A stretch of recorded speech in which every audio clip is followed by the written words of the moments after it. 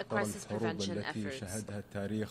لم تنشأ في عشية وضحاها بل كانت The deadliest امتدادا wars in history did لأعوام not أو break out عقود من overnight. التطرف They were a وخطاب result of الكراهية extremism, والتعصب hate speech, and ويستدعي ذلك intolerance اتخاذ accumulating خطوات over years, ملموسة if not decades. لإعلاء قيم التسامح This requires والتعايش taking concrete السلمي steps to uphold the وتضافر principles of الجهود tolerance الإقليمية and peaceful والدولية لإخماد coexistence شرارة and النزاعات coordinate regional and قبل international اشتعالها. efforts to بالإضافة extinguish لذلك the sparks of فإن conflict العمل before they المشترك even start. هو السبيل الوحيد Furthermore, collective لمواجهة action is المخاطر the only way التي to address the تهدد challenges البشرية threatening the والكوكب future of humanity and بما our في planet, ذلك التغير including المناخي climate change.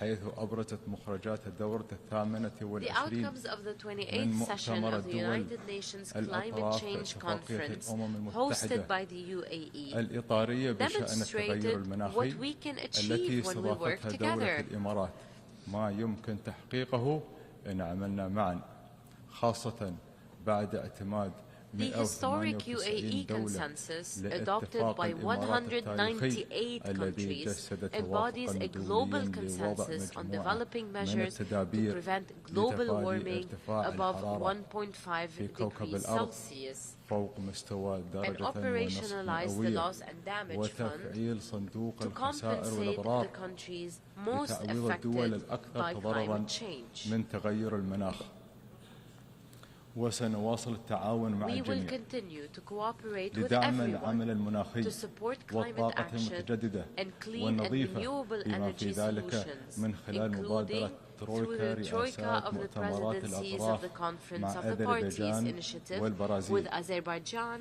and لتقديم Brazil to استجابة provide a ملموسة concrete لتحقيق response أهداف that اتفاقات المناخ that الدولية contributes to the achievement of the كما objectives of سنواصل international مساعينا climate للحد من agreements. أزمة We will ندرة also المياه continue our efforts to address لتوفير the issue المياه of water النظيفة scarcity والمستدامة للجميع and provide وذلك sustainable clean عبر water for مؤتمر all, المياه الذي including through the نعتزم UN Water استضافته Conference, في which we عام intend to host in the 2026 UAE بالشراكة in مع 2026 السنغال in partnership with Senegal. ومبادراتنا المتعددة في هذا المجال Our other وأولها initiatives in this field, مبادرة most محمد بن زايد notably, للماء is الذي أطلقت هذا or العام our other initiative in this field وبهذه is most الروح notably the Mohammed bin التي Zayed تتطلع Water دوما Initiative للأمام launched this تسعى year. بلادي With this لاستكشاف الفرص forward-looking الكامنة spirit, في we وسائل seek to التكنولوجيا explore and harness the المتقدمة potential لتكون opportunities التكنولوجيا provided by الناشئة advanced ومنها technologies, تقنيات as الذكاء well as الاصطناعي transform emerging أدوات technologies such as أساسية artificial intelligence لابتكار to find الحلول innovative في solutions عالمنا for our وفي businesses, حياتنا وفي lives, and خدماتنا الحكومية government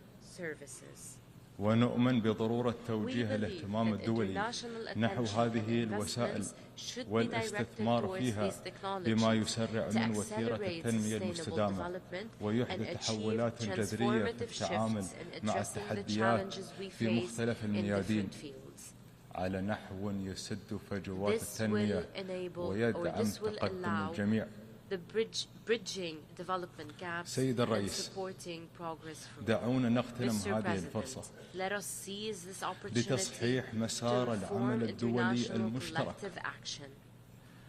ملاذنا Our الجامع في refuge الشدائد in difficult times. وإن نعمل يدا Let us بيد work together, لصنع hand in مستقبل hand, باهر to create a bright تفخر به future الأجيال that the next القادمة. generations شكرا will سيد be الرئيس. proud of. Thank you, Mr. President.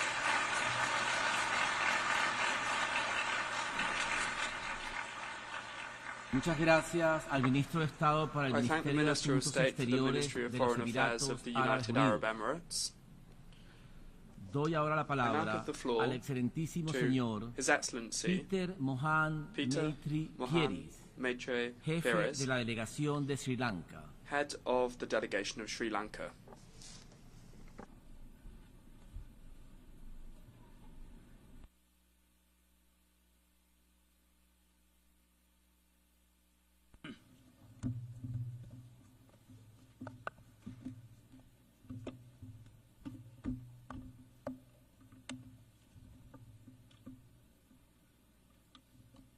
Mr. President,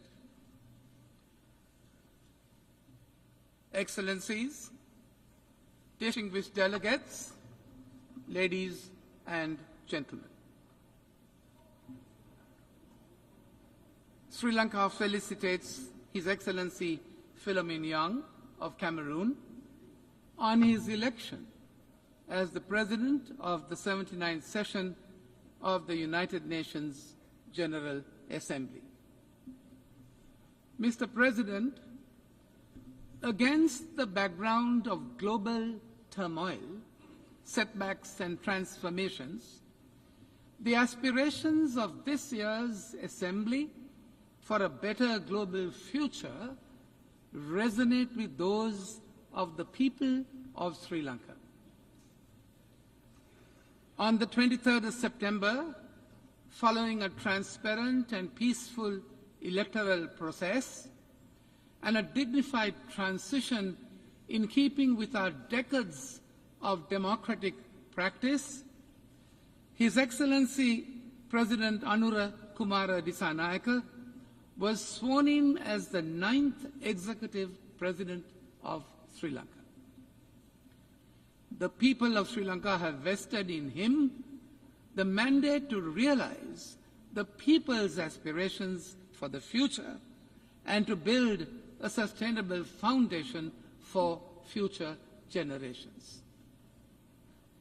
His Excellency President Dissanayake has outlined to the nation his determination to put in place a united Sri Lanka and a transformed ethical political culture.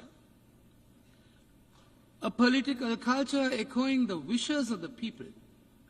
His future trajectory combines nation building based on public trust in governance and in the political system through accountability, integrity, and the elimination of waste and corruption. In the words of His Excellency President Anura Kumara Dissanayake, quote, "We are launching a unified Sri Lankan nation that respects diversity, fully ending an era of division based on race, religion, caste, and class." Close quotes. In order to achieve these objectives, the government has recognized that it is crucial to reinforce stability and confidence in the economy and stimulate growth. The government will work within commitments to reach macroeconomic stability through the framework of international financial institutions and in negotiations with sovereign and private external stakeholders. The government is acutely aware of the hardships that have been faced by the people in the process of economic transition. Measures will therefore be put in place to generate greater resources for enhanced public expenditure and welfare to raise the living standards of our people with equity and justice. Mr. President, the recent vote for change by the people of Sri Lanka presents us with a renewed opportunity, and we are determined to succeed, including with the support of our friends in the international community.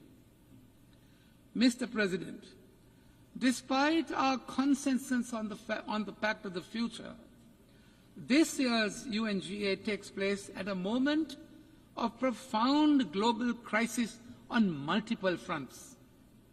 In the Middle East, we are closer to wider regional conflagration than when we convened last week, and the humanitarian suffering in Gaza gets worse by the day.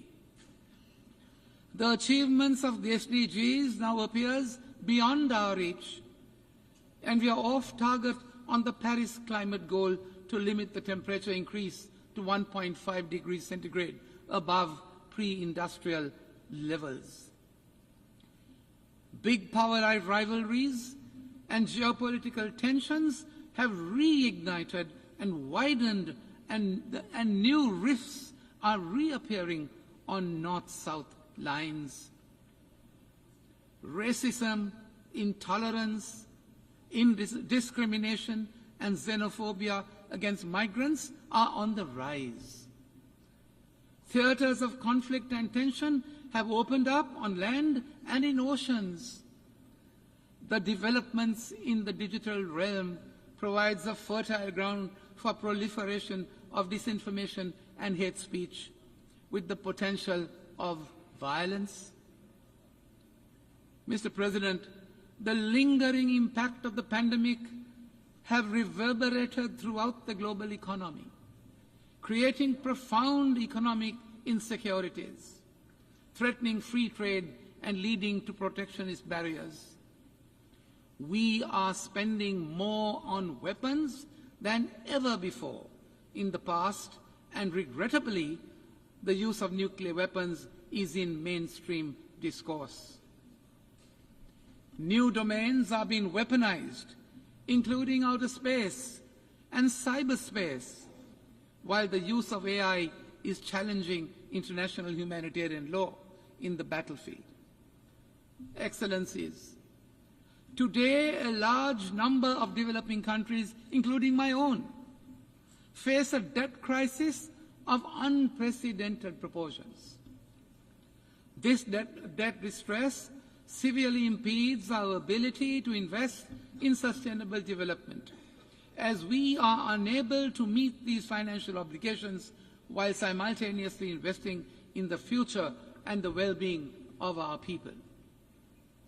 It is a fact that financing challenges remain at the heart of the sustainable development crisis. As per the Financing for Sustainable Development Report of 2024, the SDG financing gap is between US $2.5 to 4 trillion. Staggering, isn't it? Mr. President, given these immense challenges, the need for comprehensive reform of the global financial architecture has never been more pressing. The current international debt resolution framework has failed to respond adequately and efficiently to contemporary challenges. The global landscape has changed dramatically, with global debt, particularly in the developing world, increasingly controlled by international bond markets and non-Paris Club lenders. Think about it. It is therefore time that we review the architecture's traditional moorings. We must urgently reform this system to reflect the new economic landscape. It is therefore necessary, we say, to find a more efficient, comprehensive and equitable way to address the debt crisis. Mr. President, other institutions of global governance that reflect the world of the past century need to be reformed to meet the challenges of the present and the future. The composition of the Security Council must be expanded to be representative of current global diversity and decision-making. In parallel, the role of the United Nations General Assembly, the most representative primary organ of the United Nations, where all countries have an equal voice, must be strengthened and revitalized. Mr. President, Sri Lanka's commitment to maintaining global peace and security has been unwavering. We recognize that peacekeeping is one of the most effective tools to the United Nations to help member states to manage the difficult phase of transitioning from conflict to peace. Sri Lanka has been contributing to United Nations peacekeeping operations in some of the most hostile and demanding deployments. Over 23,000 men and women from Sri Lanka, armed forces and police have contributed to ensuring international peace and security under the UN banner over the past 6 decades and has been commended for high-caliber service. Mr. President, beyond economic recovery, we face an even greater existential threat, the ongoing climate crisis, and the accompanying need for a just energy transition. Although our development strategy has not contributed to climate degradation, Sri Lanka has taken concrete steps to address these challenges. We will increase our nation's forest coverage and increase renewable energy in our energy mix.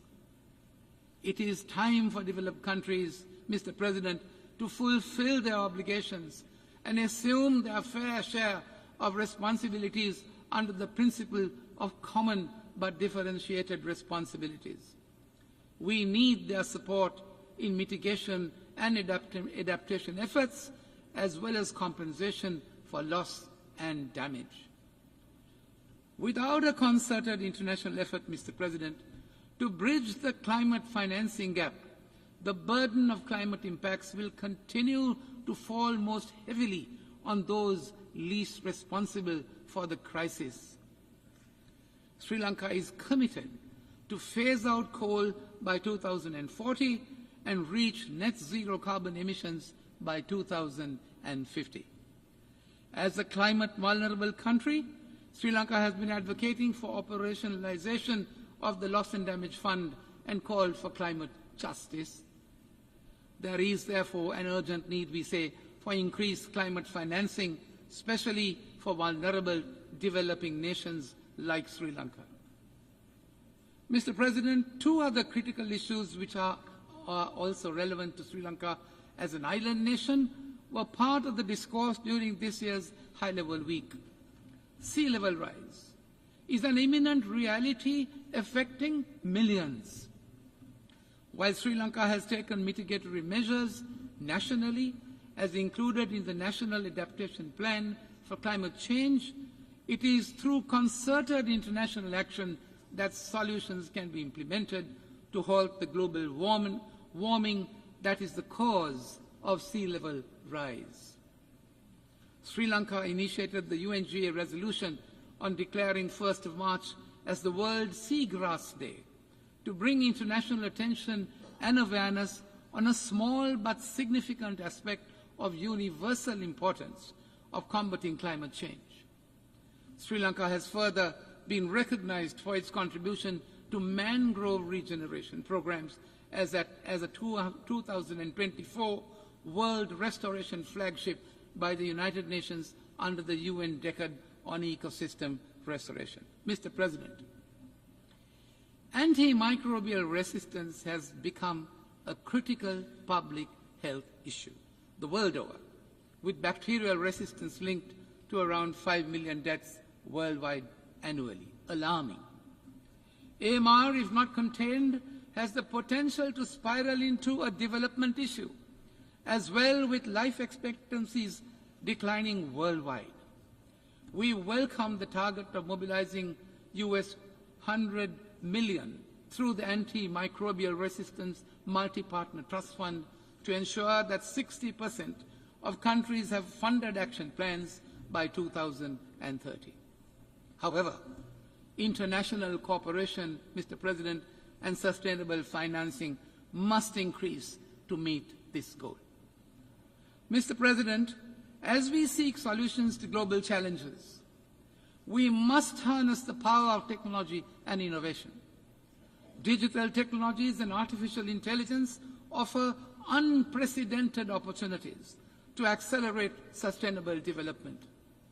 Sri Lanka aims for sustained growth by innovation and envisages an equitable digital transformation through the establishment of accessible digital public infrastructure.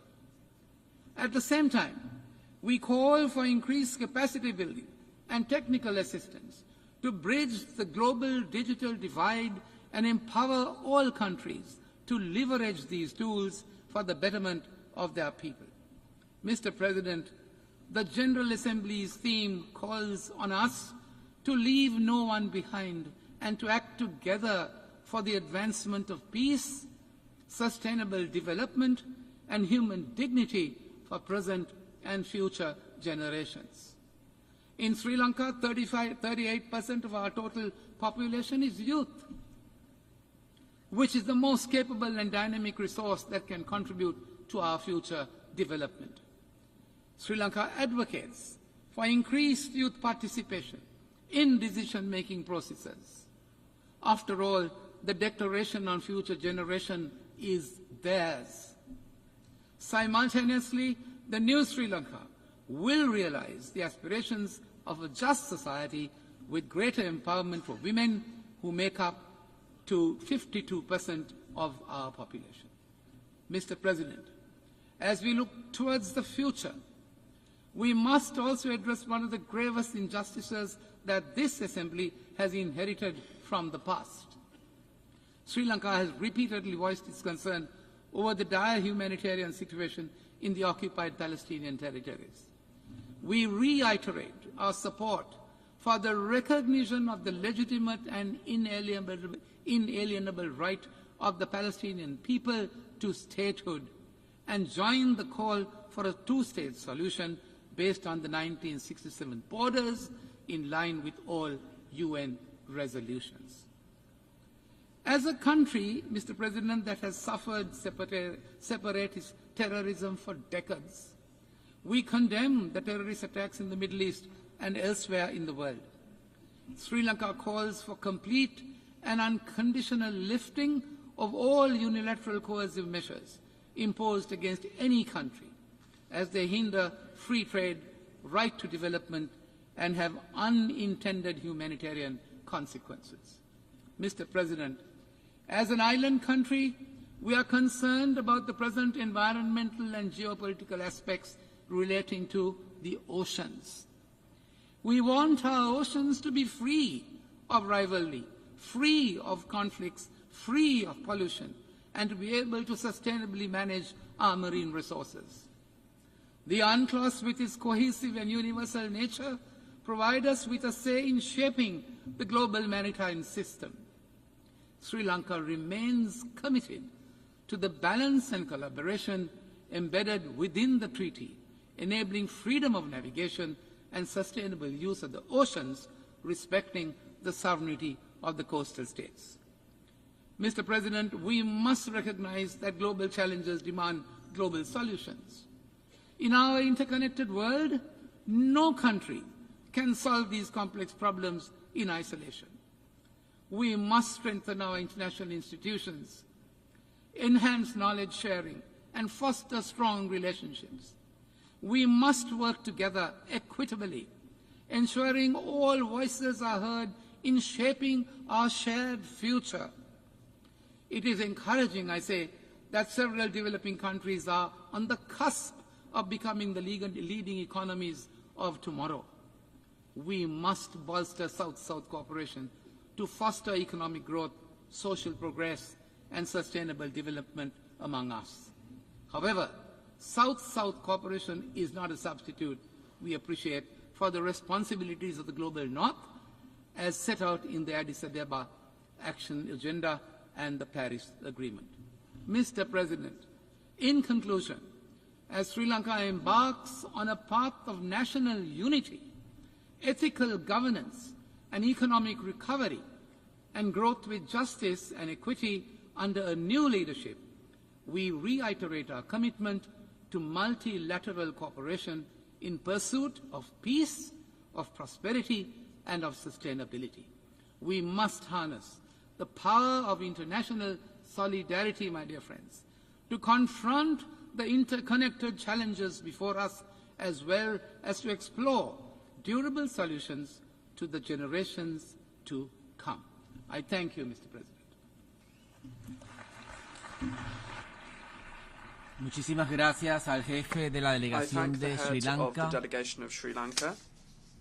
Doy ahora el derecho de palabra al excelentísimo señor Song Kim, jefe de la delegación de la República Popular Democrática de Corea.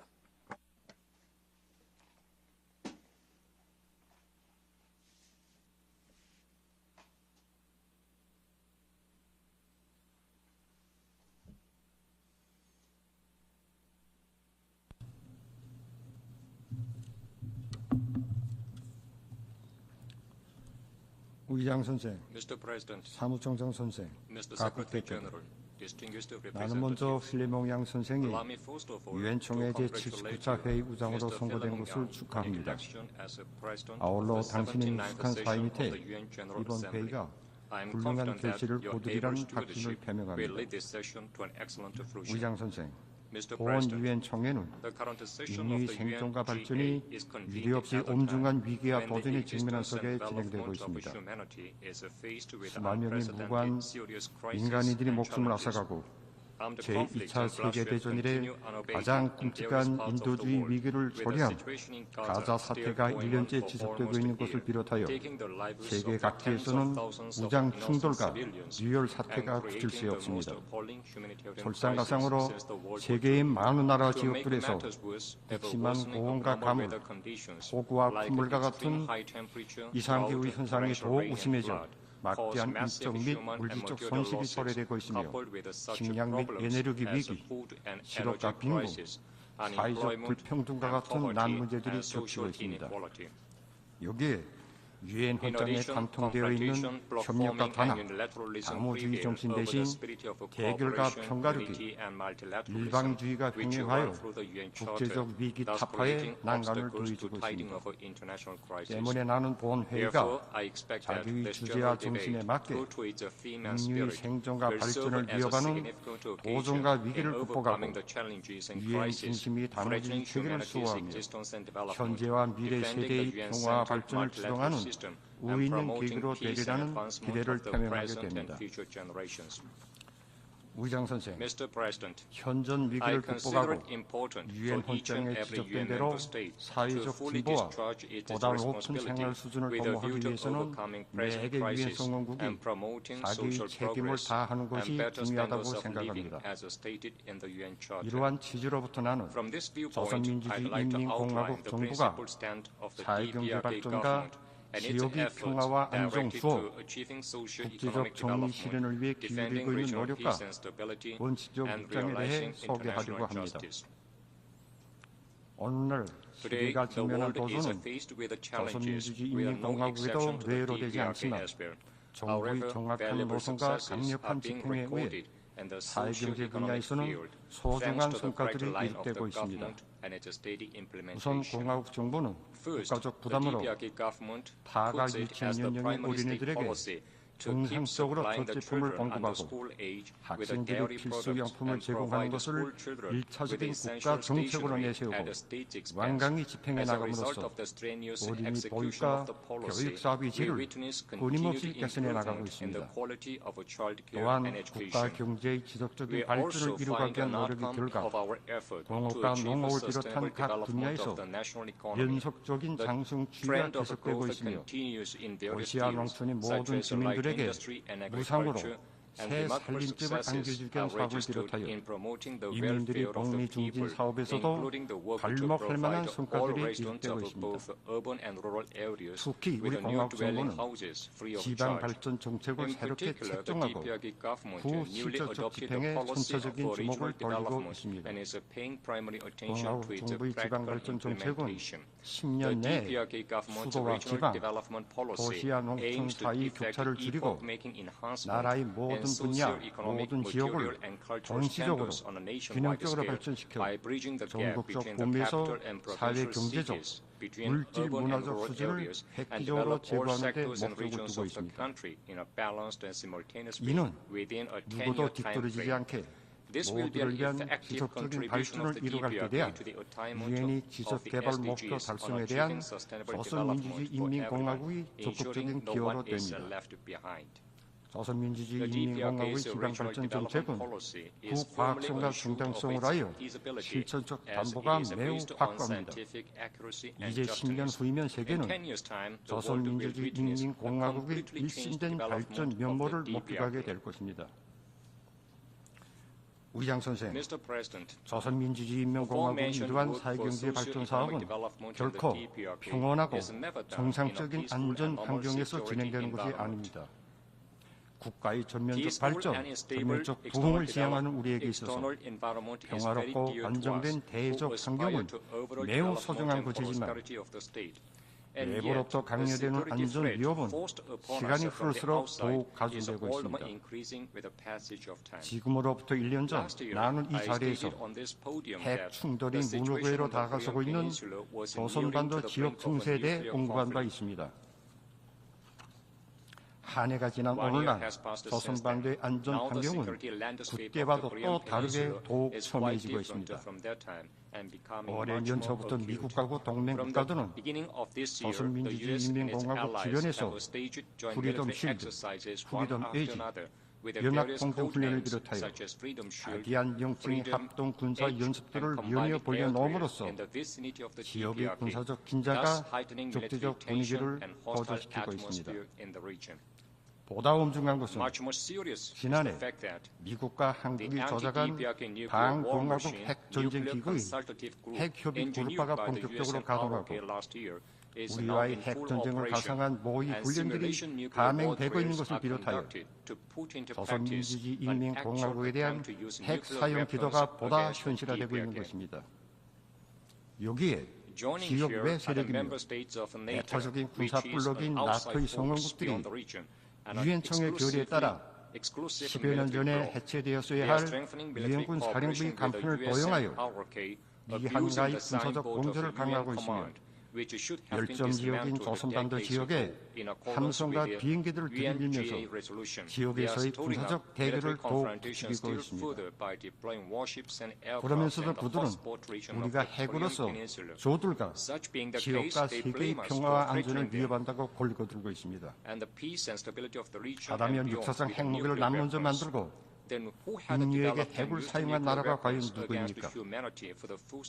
지난 세기부터 조선반도의 핵무기를 반입하고 세계를 넘어 조선민주주의인민공화국에 핵 위협을 가해온 것이 과연 누구입니까?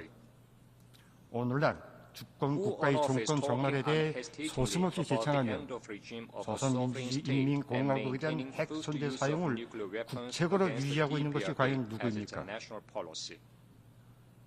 우리가 핵을 가졌기 때문에 미국이 우리를 적대시하는 것이 아니라 바로 미국이 70여 년 전부터 조선민주주의인민공화국을 적대시하면서 핵 위협을 가해왔기 때문에 우리가 부득이 핵 보유라는 역사적인 결심을 하지 않으면 안 되게 된 것입니다.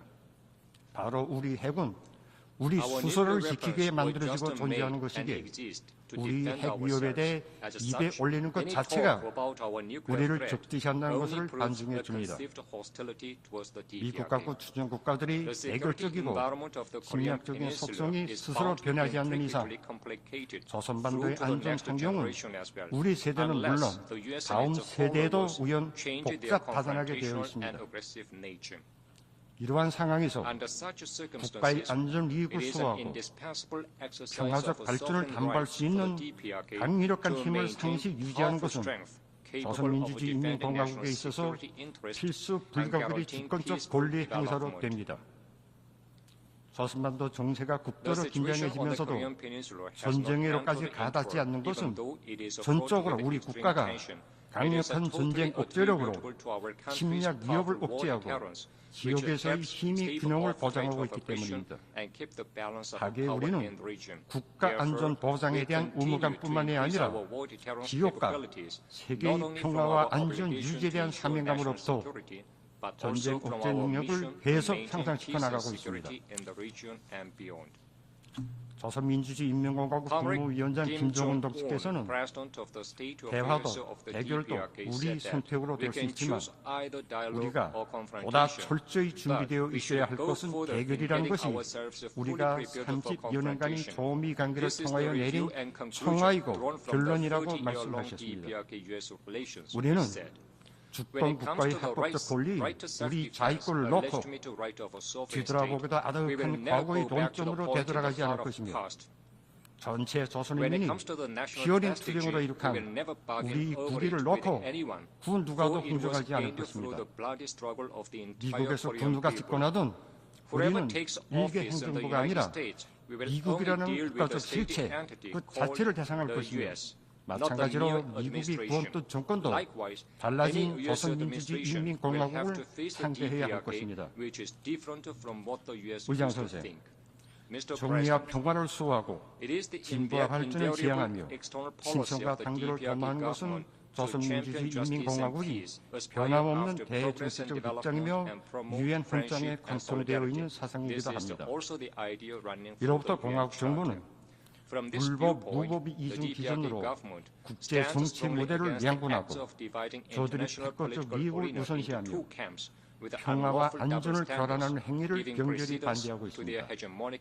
현 시기 유엔이 제시한 지속개발 목표 달성을 저해하는 인자가 한둘이 아니지만 가장 문제로 되는 것은 바로 미국을 비롯한 일부 유엔 성원국들이 강권과 전행 이중 기준입니다. 지난해 10월부터 이스라엘 당국이 무차별적인 살육 만행으로 가자 지대에서는 수많은 오리니안 여성들을 포함하여 4만 명이 넘는 무관 팔레스티나 민간인들이 무참히 학살되었으며 한 개 민족이 전멸의 위기에 노출되었습니다.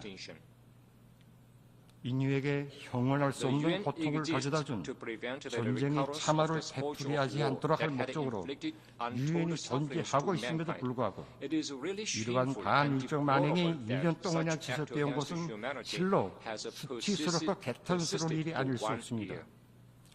일개 국가가 이토록 끔찍한 대량 학살 만행을 자행하고도 아무런 추궁이나 제재도 받지 않고 있는 것은 전적으로 유엔 안전보장이사회 상임이사국인 미국의 기호가 있기 때문입니다. 미국은 동맹국이 민족 멸살 행위를 멈춰 세우기를 바라는 국제사회의 염원을 짓밟고 중동 평화 실현을 위한 유엔 안전보장이사회 결의안들에 무려 5차례나 거부권을 행사함으로써 유엔의 권위를 훼손시키고 반인인 범죄를 부추겼습니다. 그러한 미국이 그 누구에게도 사소한 피해를 주지 않은 주권 국가의 합법적인 자위권 행사를 위협으로 도발로 매도하고 있습니다. 미국과 소방에 의해 3년 가까이 지속되어 오는 우크라이나 사태를 보더라도 그들은 나토의 동지인가 동맹국에 대한 천문학적 액수의 살인장의 제공으로 사태를 조작하고 지속시키면서도 그 책임을 다른 나라들에 전가하고 있습니다. 미국이 다른 나라들의 정상적인 관계 발전을 그토록 아비사서 비난하는 것도 실상은 동맹국에 대한 무원칙적인 정치군사적 지원을 정당화하고 전 지구적인 군사동맹 조작에 필요한 명분을 얻자는 것입니다. 행위 수행자가 친미국가인가 사주적인 국가인가에 따라 중미와 부정미가 판별되고 유엔이 개별적 국가의 정치적 목적 이용에 악용되는 현실은 더 이상 묵인되지도 허용되지도 말아야 합니다. 나는 오만 무리한 일개 상기 미사국의 강권과 전행에 의하여 세계 도처에서 평화와 안정이 엄중히 위협당하고 유엔 헌장의 정신이 모독당하고 있는 데 대하여 다시 한번 강력한 우려를 표시하며 규탄합니다. 또한 이스라엘의 우야에 집단 학살된 팔레스티나인들과 그 유가족들에게 심심한 애들 뜻을 표하며 강전된 혼란을 되찾고 나라의 영토 완전을 소화하게 한 시리아 인민의 투쟁에 변함없는 지지와 연대성을 표시합니다. 의장 선생, 현 국제관리 체제 개혁은 마땅히 공정과 공평, 정의를 실현하는 대로 지향되어야 합니다. 유엔 헌장에 기재된 목적과 원칙에 맞게 모든 활동에서 주권 평등과 내정 불간섭, 공정성과 객관성이 엄격히 준수되고 강권과 전행, 편견적이고 이중 기준적인 반응이 종식될 때라야 유엔은 자기의 신성한 모습을 되찾게 될 것입니다. 의장 선생, 어제도 불허하였지만 오늘도 조선민주주의 인민공화국을 지향하는 것은 공정하고 평화롭고 번영하는 세계입니다.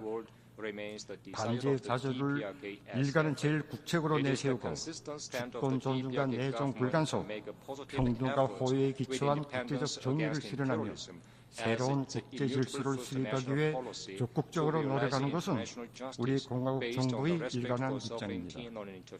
앞으로도 조선민주주의 인민공화국은 침략과 간섭, 지배와 예속을 반대 대격하고 자주와 정의를 지향하는 모든 나라 민족들과 사상과 제도의 차이에 관계없이 협조할 것이며 우리나라를 존중하고 우호적으로 대하는 나라들과의 다방면적인 교류와 협력을 발전시켜 나갈 것입니다. 감사합니다.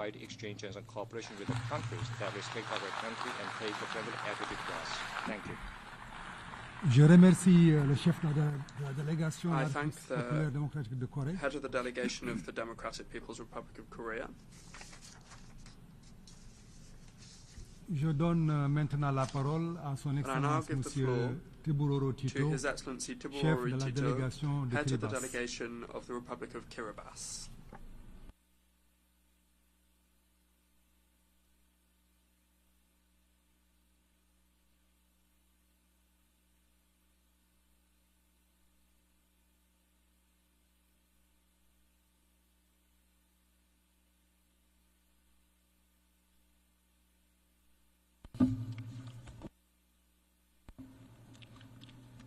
President of the General Assembly, Secretary General of the United Nations, Excellencies, ladies and gentlemen, I'm happy to greet you all on behalf of the President, the government, and the people of the Republic of Kiribati. At the outset, I wish to join other delegations in congratulating Your Excellency, Mr. Philomena Yang, the government and the people of Cameroon on your election as the President of the 79th session of the United Nations General Assembly, and to assure you of Kiribati's full support and cooperation as you steer our work over the next 12 months. We also acknowledge with gratitude the effort and work of the outgoing President of the 78th session, His Excellency Dennis Francis of Trinidad and Tobago, for his leadership for the past year. It is with immense pride and a deep sense of responsibility that Kiribati stands before the Assembly, marking the 25 years of its membership of the United Nations. A quarter of a century ago, on 14 September 1999, Kiribati joined this esteemed body and became the 186th member of this UN family.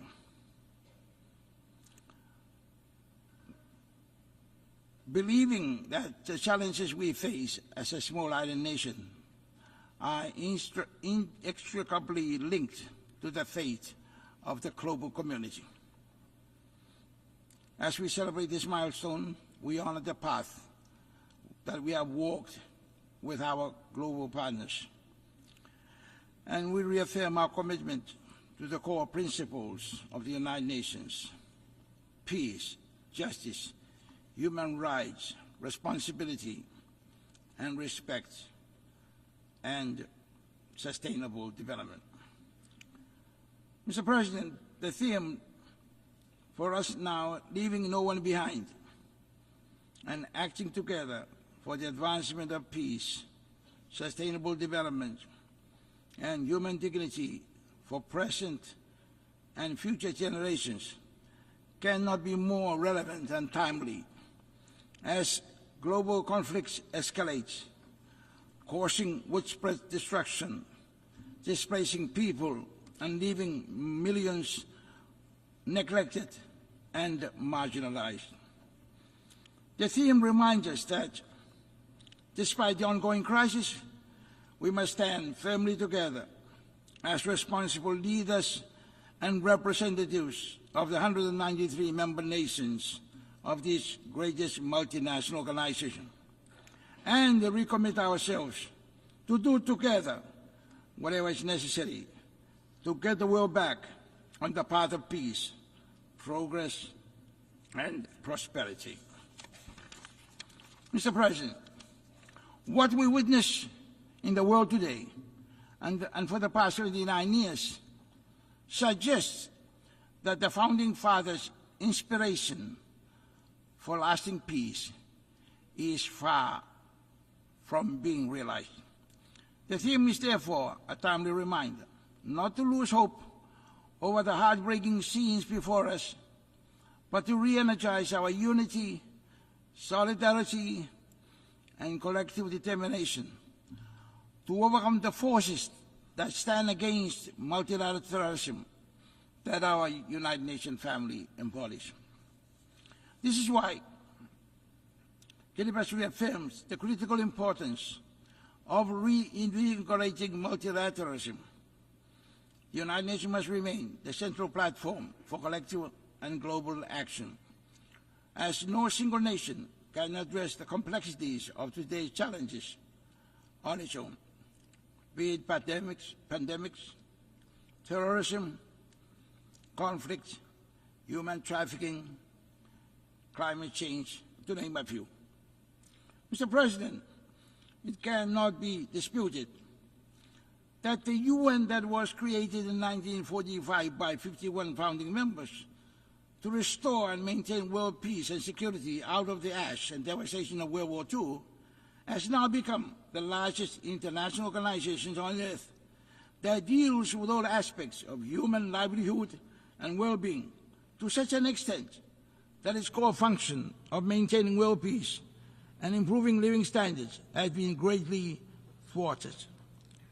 This is further exacerbated by the lack of unity and solidarity among member states, coupled with a persistent lack of respect for the UN Charter and for the rights and sovereignty of nations under the Charter. The apparent lack of unity and solidarity within the membership of this family is very much evident in the inability of members to stand united on issues of common concern, the increasing polarization of global issues, and the proliferation of exclusive groupings which tend to breed more disunity and distrust among members. Mr. President, the success or failure of the United Nations in its core mission depends not only on the dedication, commitment, and persistence of its leadership and membership, but also on the quality of the collaboration between the two. The theme is a reminder of the need to gauge the performance of the United Nations against its core mission of maintaining world peace, improving living standards, and the promotion of human rights and freedoms. In this vein, our collective deliberation at this 79th session must shape a more effective path for the United Nations, ensuring it meets the pressing challenges of our time and serves all nations equitably. Considering the significant disparity between the United Nations' intended mission and its actual outcomes, an in-depth analysis is needed to explore why the organization has not been successful in preventing and resolving conflicts. It is important that the root causes of these failures are identified and addressed. Equally important is the need to stress the crucial role of the UN Secretary General, jointly with the P5 members of the Security Council, in putting a stop to ongoing conflicts and in preventing new ones from erupting. On the Security Council reform, Mr. President, in order to make the United Nations fit to deal effectively with new and complex challenges confronting humanity at this time, Kiribati supports the call for an overdue reform of the Security Council to ensure that it reflects the realities of today's world. We believe that permanent membership of the Council should be expanded to be more inclusive and representative, including allowing seats for small island developing states and the other vulnerable countries, so as to ensure that the perspectives and needs of the most vulnerable nations are heard and addressed. Mr. President, my country firmly believes that the members' respect for the UN Charter and for each other's rights and sovereignty is key to the peace of the world and to the efficient and effective functioning of the United Nations multilateralism. It is therefore paramount importance that each one of us recommit ourselves now to fully respect the Charter and each other's rights and sovereignty. Of equal importance is a renewal of faith and trust in each other as members of this United Nations family. on peacekeeping and international security. Mr. President, peacekeeping remains a cornerstone of international cooperation for maintaining global security and stability. Kiribati is grateful to have contributed to this effort by deploying police personnel to support the United Nations peacekeeping mission in South Sudan. Kiribati remains steadfast in its belief that global peace can only be achieved through collective action, and we will continue to play our part in this regard.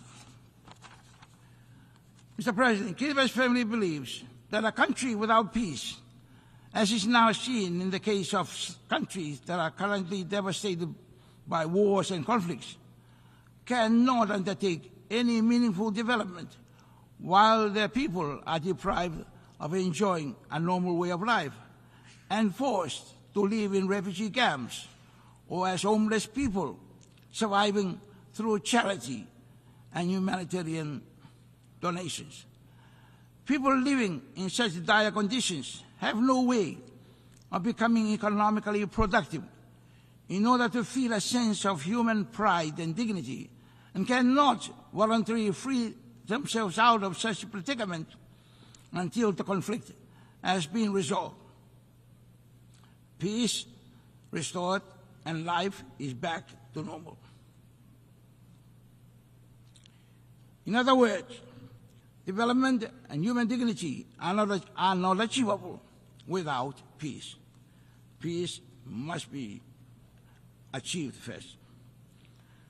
On the Treaty on the Prohibition of Nuclear Weapons, Mr. President, Kiribati's unwavering commitment to global peace is deeply rooted in the tragic history with nuclear weapons. As a nation that has witnessed harsh and destructive, long-lasting consequences of nuclear testing, Kiribati remains steadfast in our support for the Treaty on the Prohibition of Nuclear Weapons, a landmark agreement that represents a collective effort to eliminate the threat of nuclear weapons from our world through complete nuclear disarmament. And we stand in solidarity with the other states in advocating for a world free of nuclear weapons. Mr. President, Kiribati recently launched its first ever foreign policy during its 45th National Day celebration on 12 July this year. This landmark document principally seeks to enhance the policy objectives that the core pillars of Kiribati's vision for 20 years. It captures the way forward on how we seek to engage effectively and strategically with our partners in areas of shared and mutual interest. And it seeks to develop our nation and people, while at the same time protecting our right to self-determination over our huge ocean and airspace territory. Mr. President, let me at this juncture highlight Kiribati's views and perspectives on some pertinent issues for small islands, such as climate change and sea level rise, the 2030 Sustainable Development Goals, marine conservation and protection, and the Pact of the Future, and on the crucial link between peace, sustainable development, human dignity, and the concept of leaving no one behind, as highlighted in the theme. Mr. President, Kiribati's designation as a least developed country reflects not only our economic challenges, but also our acute vulnerability to climate change. Kiribati's geographical isolation from world major markets, coupled with the volatility of global commodity prices and the increasing frequency of extreme weather patterns, exacerbates our development challenges. The high cost of imports, limited export opportunities, and reliance on fluctuating external markets further strain our efforts to achieve sustainable growth and development. Our graduation status from the LDC category, which had been deferred to a later date, remains at the back of our minds and what it would mean for us in the future, given these unprecedented challenges. It is for this reason, Mr. President, among others, that we recognize the Multi-Dimensional Vulnerability Index, MVI, potential as a more fitting measure of vulnerability for all developing states. On climate change, Mr. President, we believe that humanity must be well informed about the riches and the resources of the planet that are finite and must not be overexploited to the extent that the planet's Earth's health and wealth is compromised, as is now evident in the climate crisis caused by the overexploitation of the planet's resources during the past century of industrialization. While the international dialogue on climate change has been extensive, Kiribati urges that we move beyond words to concrete action. The commitments made in the international forums, including the COP meetings, must translate into tangible results on the ground. As we continue to advocate for mitigation, it is clear that adaptation and resilience building are critical for low-lying atolls like Kiribati. Coastal protection remains a priority for Kiribati, and while adaptive measures such as the planting of mangroves and demarcating of seagrass continues, there is a dire need for interventions in hard infrastructure such as resilient seawall. Climate change is undeniably the driving force behind sea level rise. Kiribati continues to grapple with the challenges posed by sea level rise, which endangers our land, agriculture, and our way of life. The AOSIS Declaration on Sea Level Rise and Statehood encourages our dedication to building resilience against climate impacts and emphasizes the urgent need for global action. The United Nations recognition of the profound impacts of climate change and sea level rise through the establishment of high-level platform to address sea level rise during this session is a notable and welcome step. It reflects the urgency of addressing climate change and its devastating consequences on vulnerable communities worldwide, in line with the commitment of the 2050 Blue Pacific Strategy. We strongly advocate for global climate action, including maintaining the 1.5 degree Celsius goal and addressing sea level rise as essential to safeguarding the livelihoods, identity, sovereignty, and security of the Pacific Island communities, especially low-lying atolls, which are only 2 or 3 meters above sea level. On Sustainable Development Goals, Mr. President, as we continue our journey towards achieving Sustainable Development Goals by 2030, Kiribati has localized SDG in a 20-year development roadmap or vision called KV20, with its primary aim to make Kiribati a healthy, wealthy, and most peaceful nation by 2036.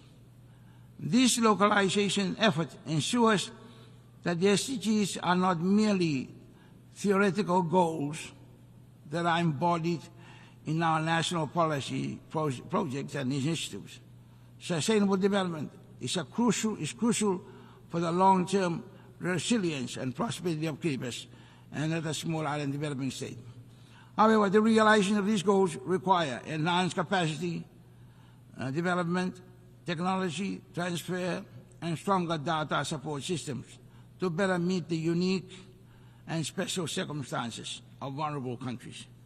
Kiribati also commits and looks forward to the implementation of the Antigua and Barbuda Agenda, ABAS, focusing several key areas aimed at promoting sustainable development, resilience, and addressing the unique challenges faced by small and developing states, such as climate change, resilience, sustainable economic development, access to financing, biodiversity, conservation, to name a few. ABAS reflects the need for tailored solutions that recognize the unique circumstances of SIDS while promoting sustainable development and resilience against external shocks. On marine conservation and protection, Mr. President, fisheries continue to hold prominence as a priority sector within our KBS vision for 20 years plan. Given that ocean resources are significantly contribute largely to our economy. Kiriba's huge reliance on the tuna fishing license revenue, which finances about 70% of the government's annual expenditure budget, makes it mandatory for the government to take special care of the health of the marine environment, as evidenced in its adoption of the marine spatial planning of its entire 3.5 million square kilometer of its tuna-rich ocean resource. In order to promote public awareness and participation in marine protection and conservation, a number of programs have been launched in some villages and communities in which people are encouraged to make village-based rules protecting fisheries in the areas against overexploitation and sanctioning offenders in accordance with well-accepted cultural practices.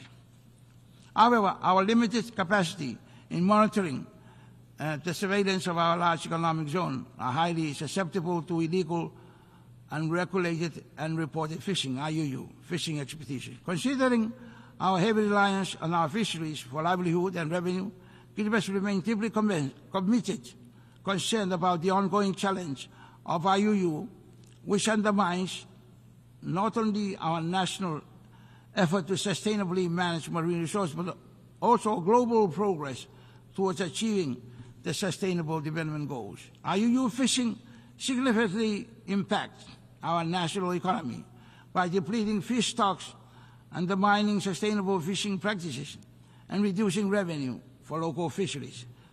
This threatens the economic stability and the livelihood of our people dependent on fishing.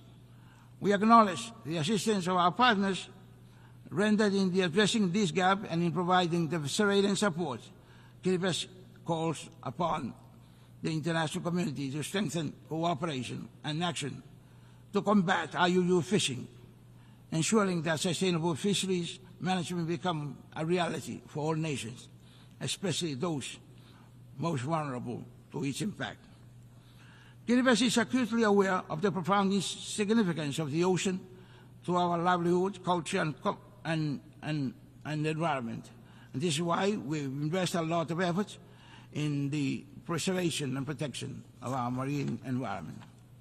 On the Pact of the Future, Mr. President, Kiribati applaud the Secretary General for his great initiative for bringing the whole world together to re-energize the United Nations as it approaches its 80th year anniversary, so that it remains relevant and vital for the peace, progress, and prosperity of humanity in the future. The proposed Pact for the Future offers an essential roadmap strengthening global cooperation on key issues including climate change, digital transformation, and peace building. We fully support the development of the Global Digital Compact, which will help bridge the digital divide and ensure that small island developing states like Kiribati are not left behind in the digital age. It is vital that the international community takes bold steps to strengthen global governance mechanisms, fostering inclusive multilateralism that benefits all countries, particularly the most vulnerable. We believe that the success of these initiatives will be key to achieving sustainable development, peace, and security for future generations. Mr. President, as I conclude, I express our hope for the future. Kiribati family believes that together we can unite in action and commitment, ensuring that no country is left behind in our pursuit of a more sustainable and in a world where peace, sustainable development, and human dignity are advanced for the present and future generations. Let us make the 79th session a time to renew our unity, solidarity, and togetherness for the advancement of peace, sustainable development, and human dignity for present and future generations. We believe that together we can make it, and together we can do it. Thank you.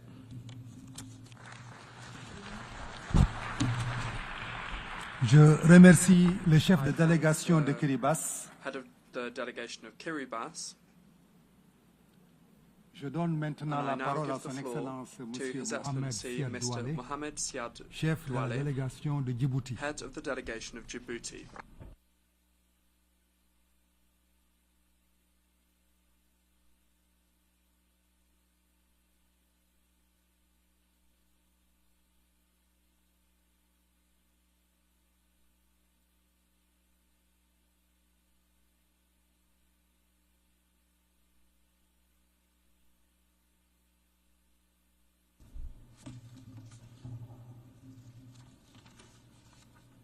Monsieur le Président, je souhaiterais de prime abord féliciter très chaleureusement Son Excellence M.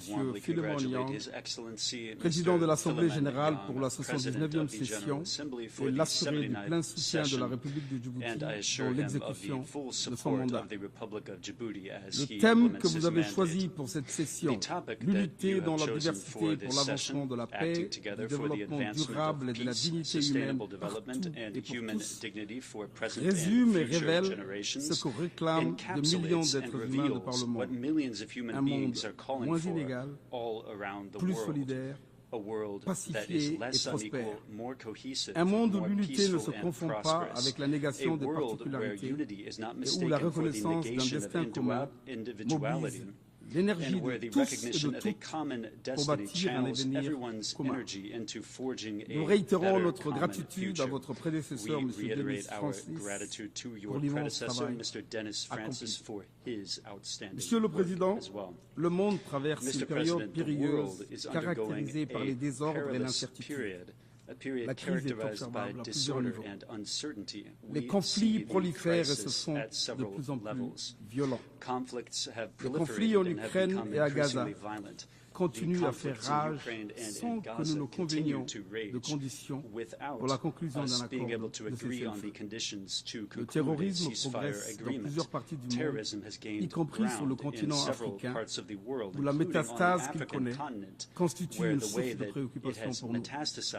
Le déficit de financement annuel des ODD se creuse dangereusement chaque jour davantage et de nombreux pays font face à une situation financière difficile, aggravée par la multiplicité des chocs exogènes et le fardeau de la dette. La crise de confiance entre les États membres affecte le système multilatéral et mine sa crédibilité. Le risque de fragmentation géoéconomique et les guerres commerciales constituent un ensemble de facteurs qui impactent négativement la croissance économique mondiale, génèrent un chaos dans lequel se perdent les intérêts et la voie des pays en voie de développement. Le diagnostic, nous l'avons déjà posé depuis nos débats qui remontent à la célébration du 75e anniversaire des Nations Unies. Nous ne reviendrons donc pas. La question est de savoir si nous serons en mesure d'utiliser les fenêtres d'opportunité de renouvellement qui se présentent à nous, car fort heureusement, il y en a.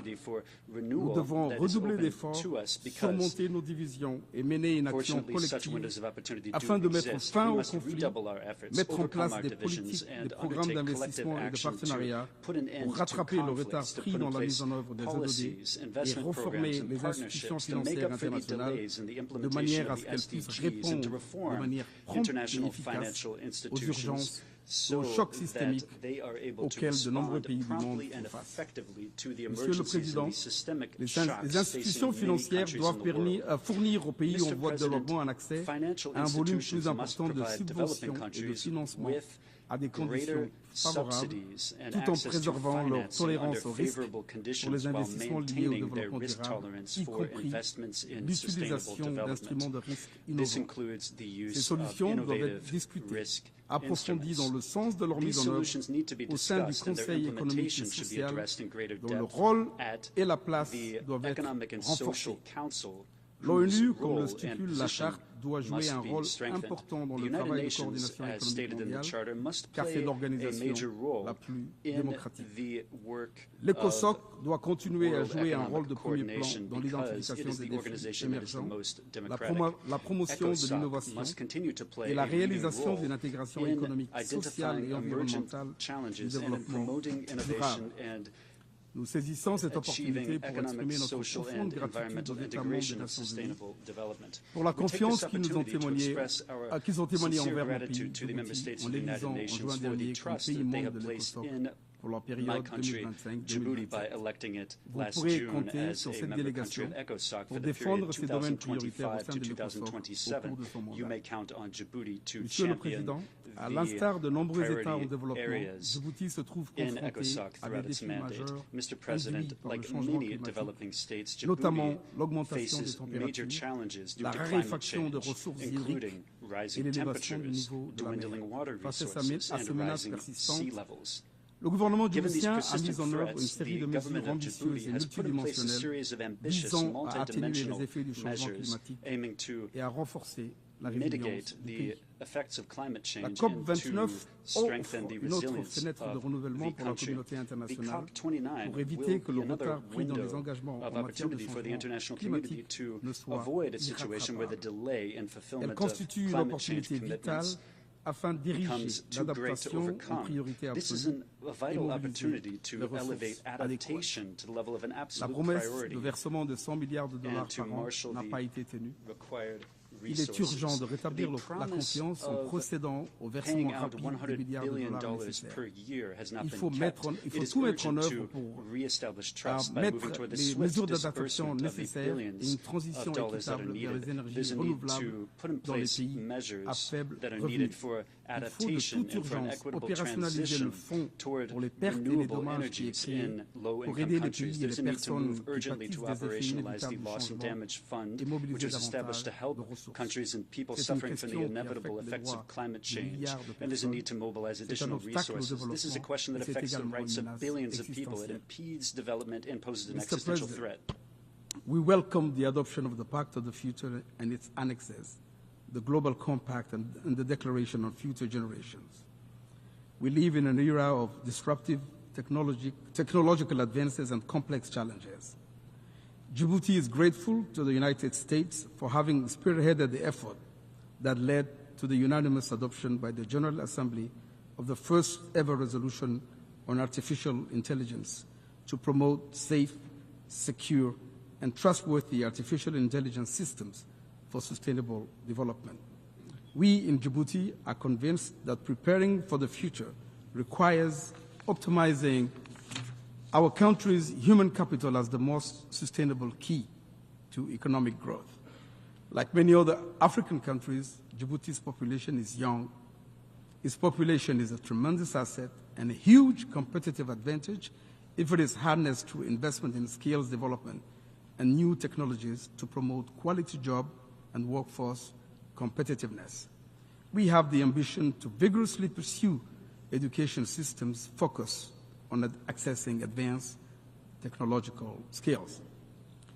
Monsieur le Président, Djibouti se félicite des progrès accomplis par la Somalie dans ses efforts de stabilisation du pays, ainsi que l'approche holistique développée par le gouvernement du président Hassan Sheikh Mohamed pour approfondir la paix.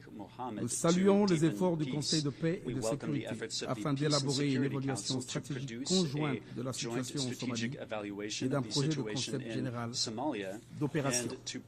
Il nous faut intensifier les discussions afin de convenir de la meilleure option de financement de la mission. Le mandat confié à la future mission post-ATMIS est un mandat robuste. La menace sécuritaire par les attaques terroristes de Al-Shabaab constitue un obstacle majeur à nos efforts conjoints et doit être éliminé le plus rapidement possible. Il faut garantir à la future mission les ressources adéquates et les équipements nécessaires, y compris des multiplicateurs de force. Nous devons soutenir sans réserve Les efforts du gouvernement somalien à se repositionner comme un acteur clé dans la région. Son mandat au Conseil de sécurité, qui débutera en janvier prochain, lui servira assurément de plateforme pour partager les leçons apprises et l'expérience acquise durant cette décennie de conflit. Djibouti demeure préoccupé par les attaques perpétrées par les Houthis contre les navires marchands et les navires de commerce. Elles perturbent de manière inquiétante les trafics maritimes et les flux commerciaux. La crise a déjà causé une augmentation exponentielle du coût de transport maritime qui se reflète dans l'indice de prix des biens de consommation. Si la situation se prolonge, l'impact sur l'économie djiboutienne ainsi que les conséquences environnementales de ces attaques répétées seraient dévastateurs. Nous appelons à l'identification de solutions qui apaisent les tensions régionales, qui contribuent à la détérioration de la situation en mer Rouge et à l'identification des efforts diplomatiques en vue de trouver une issue favorable au processus de paix au Yémen sous les auspices de l'ONU. Mr. President, we are profoundly alarmed by the continued deterioration of the situation in the Middle East and Gaza and the West Bank in particular. The violence continues unabated. We are profoundly saddened by the continuous loss of lives, in particular children in Gaza, the collective punishment of the Palestinian people, the indiscriminate and continued bombings, and the unlawful occupation in the form of a total siege. The attack on Lebanon has accelerated the regional conflagration we all fear. We express hope that the parties would agree to the 21-day ceasefire called for by the U.S. and France. We must avoid at all costs an all-out war.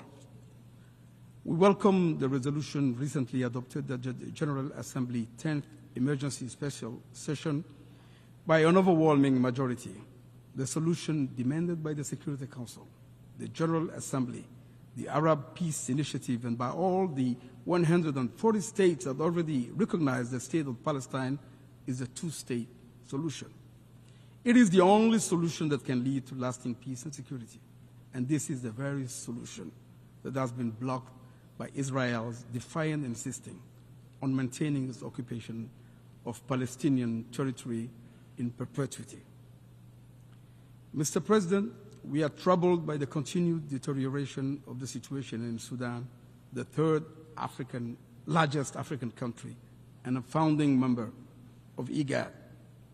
We are saddened by the tragic loss of lives, the destruction of infrastructure, and the devastating humanitarian catastrophe that it has caused.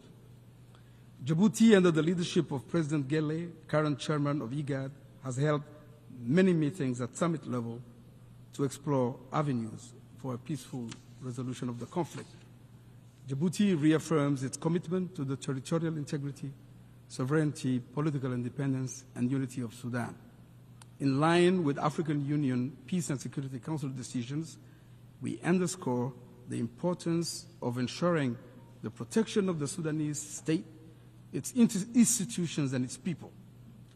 We just recently held in Djibouti, in partnership with the United Nations, a retreat of mediators with the ultimate goal of harmonizing the various initiatives aimed at ending the conflict. We call on the Sudanese armed forces and the rapid support forces to honor the commitments made in Jeddah and subsequent negotiations, and further urge them to guarantee full, safe, rapid, and unhindered humanitarian access. We call on Sudanese leaders to have the Sudanese people's best interest at heart. We call on all external actors concerned by the conflict in Sudan and in a position to do so, to use their influence and bring constructive pressure to bear on the parties so that they commit to a mediation format with the ultimate objective of achieving a negotiated settlement of the conflict. We need to act determinedly and in unison. We cannot, we must not give up on the prospect of peace in the Sudan. Mr. President, Djibouti stands ready to complete the normalization process with our neighbor Eritrea, and we stand ready to find a negotiated settlement to the conflict on the basis of international law, including the unresolved border dispute and other outstanding issues. The fate of our missing combatants is uppermost in our hearts. their families need closure. To conclude, at UNGA 79, we have made significant commitments. We have adopted the Pact of a Future, a bold and ambitious document which bestows important responsibilities to our organization and strengthens it. It also calls for a reformed global governance structure. We did it to reject the return to an order devoid of justice, where the strong do what they can and the weak suffer what they must, where there is no rule of law and might triumphs over right. We did it for our own sake and for the sake of our posterity, because we have no choice but to stand up and stand together to prevent a descent into the morass. We now have to honor the commitments made. The stakes are high, because if you don't, the United Nations will continue to be reduced to a symbolic space where non-binding commitments are made but never implemented. Thank you for your attention.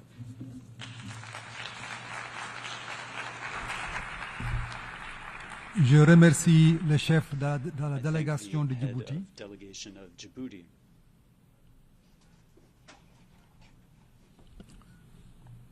Je donne maintenant la parole à son Excellence M. Ernest Rwamusyo, chef de la délégation du Rwanda.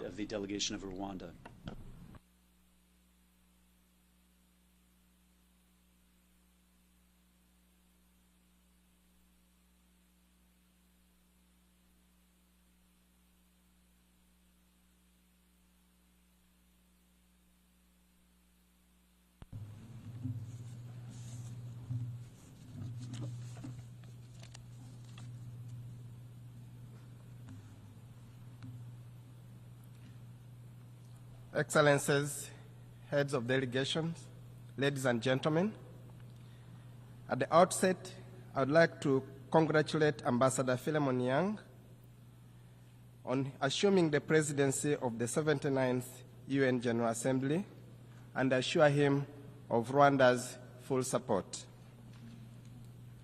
As we conclude the 79th United Nations General Assembly debate, unity has been a central theme throughout this year's high-level week, and rightly so.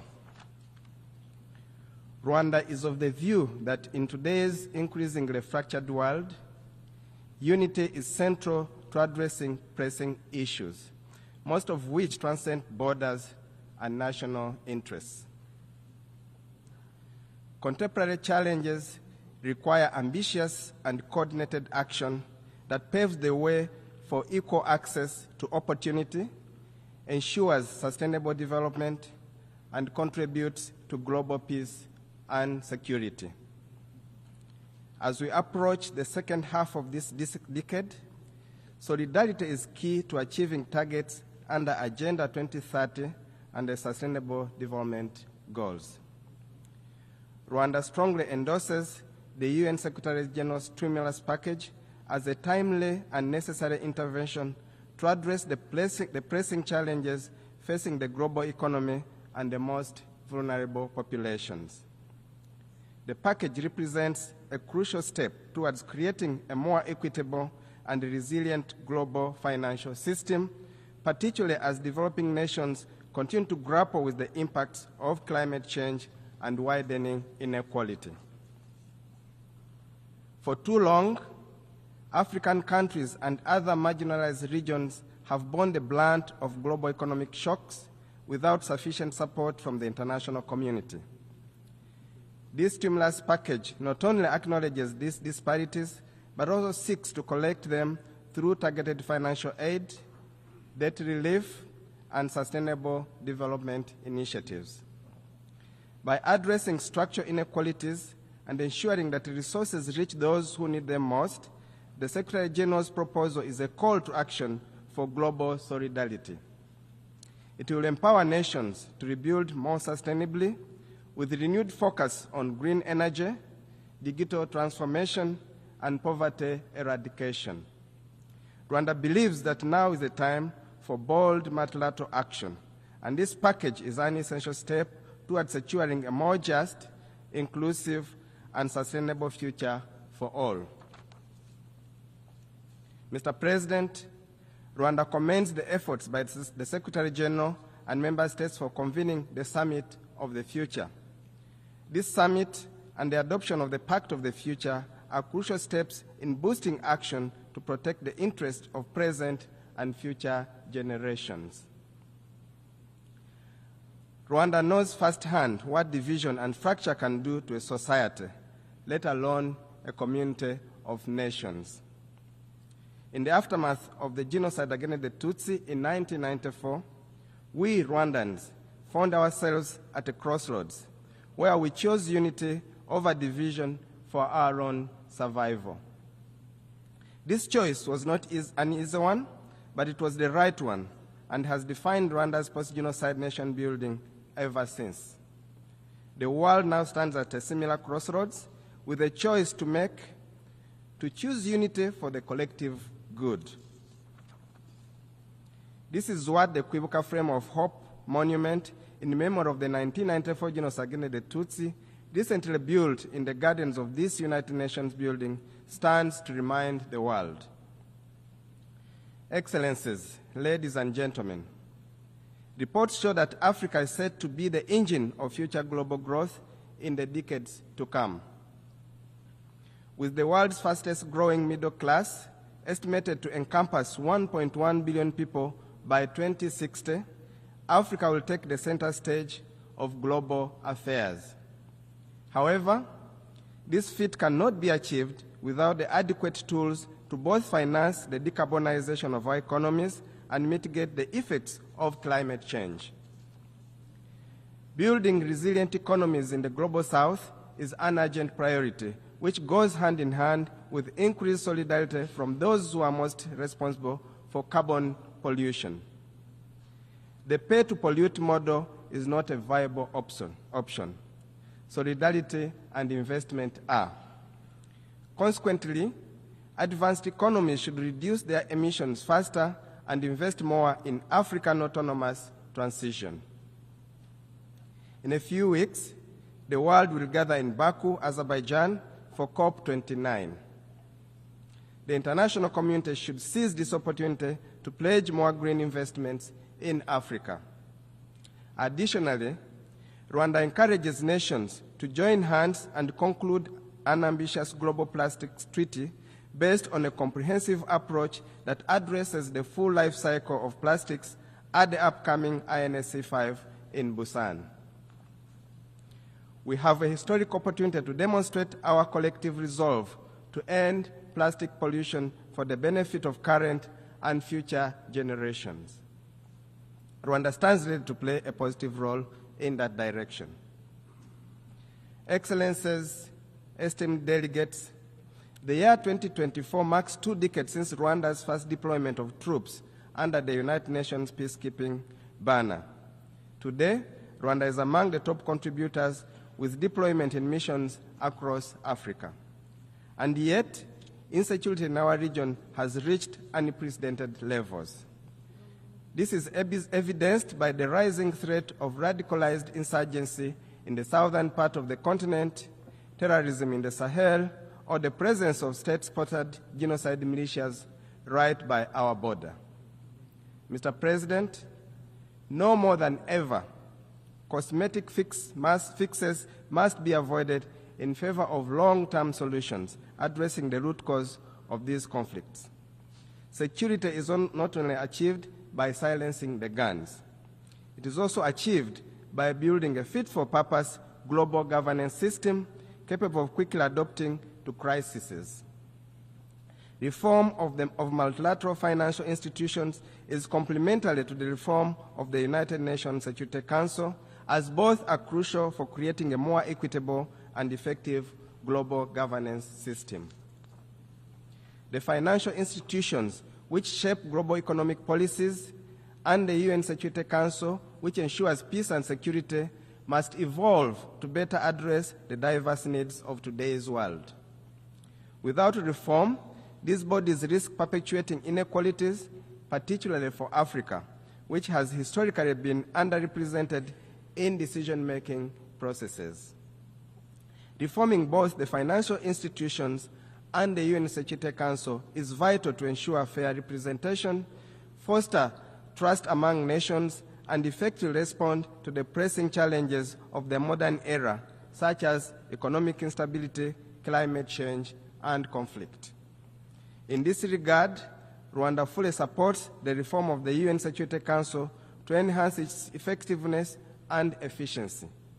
Such reforms are necessary to address long-standing injustices faced by Africa, ensuring that the Council becomes more responsive to contemporary global challenges and dynamics.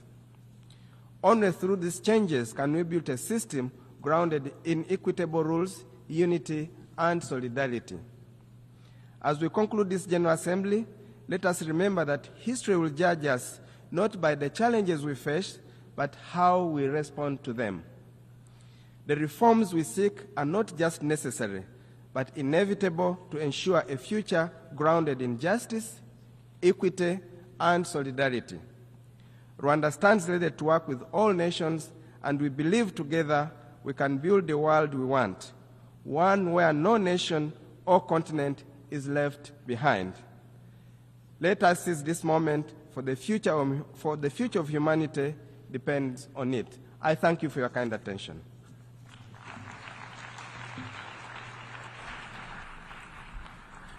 Je remercie le chef de la délégation du Rwanda.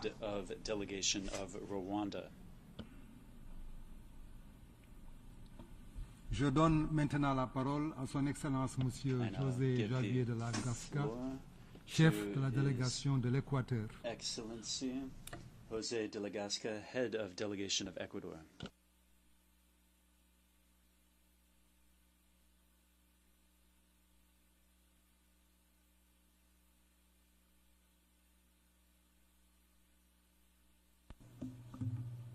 Señor presidente de la Asamblea General, President of the General Assembly, distinguished comienzo representatives, por ofrecer el I saludo begin del presidente by de la bringing you República the del regards of Ecuador, the President of the Daniel Republic Noboa of Singh, Ecuador, Daniel líder de Noboa un Singh, gobierno joven, who is the leader of a quien ha young tenido la government entereza de romper los patrones is a que young impedían leader concretar who los cambios que has reclama su sought generación, to break the que patterns reclama mi that país. prevented us from delivering the El change Ecuador es un that país this de generation is 18 calling for, millones and de that my country is habitantes, calling for. con un potencial Ecuador enorme, is a en country el que of los 18 jóvenes million luchan inhabitants with todos huge los días por un potential, futuro in which mejor, young people are cambiando fighting la on a daily realidad que basis for a heredaron. better future.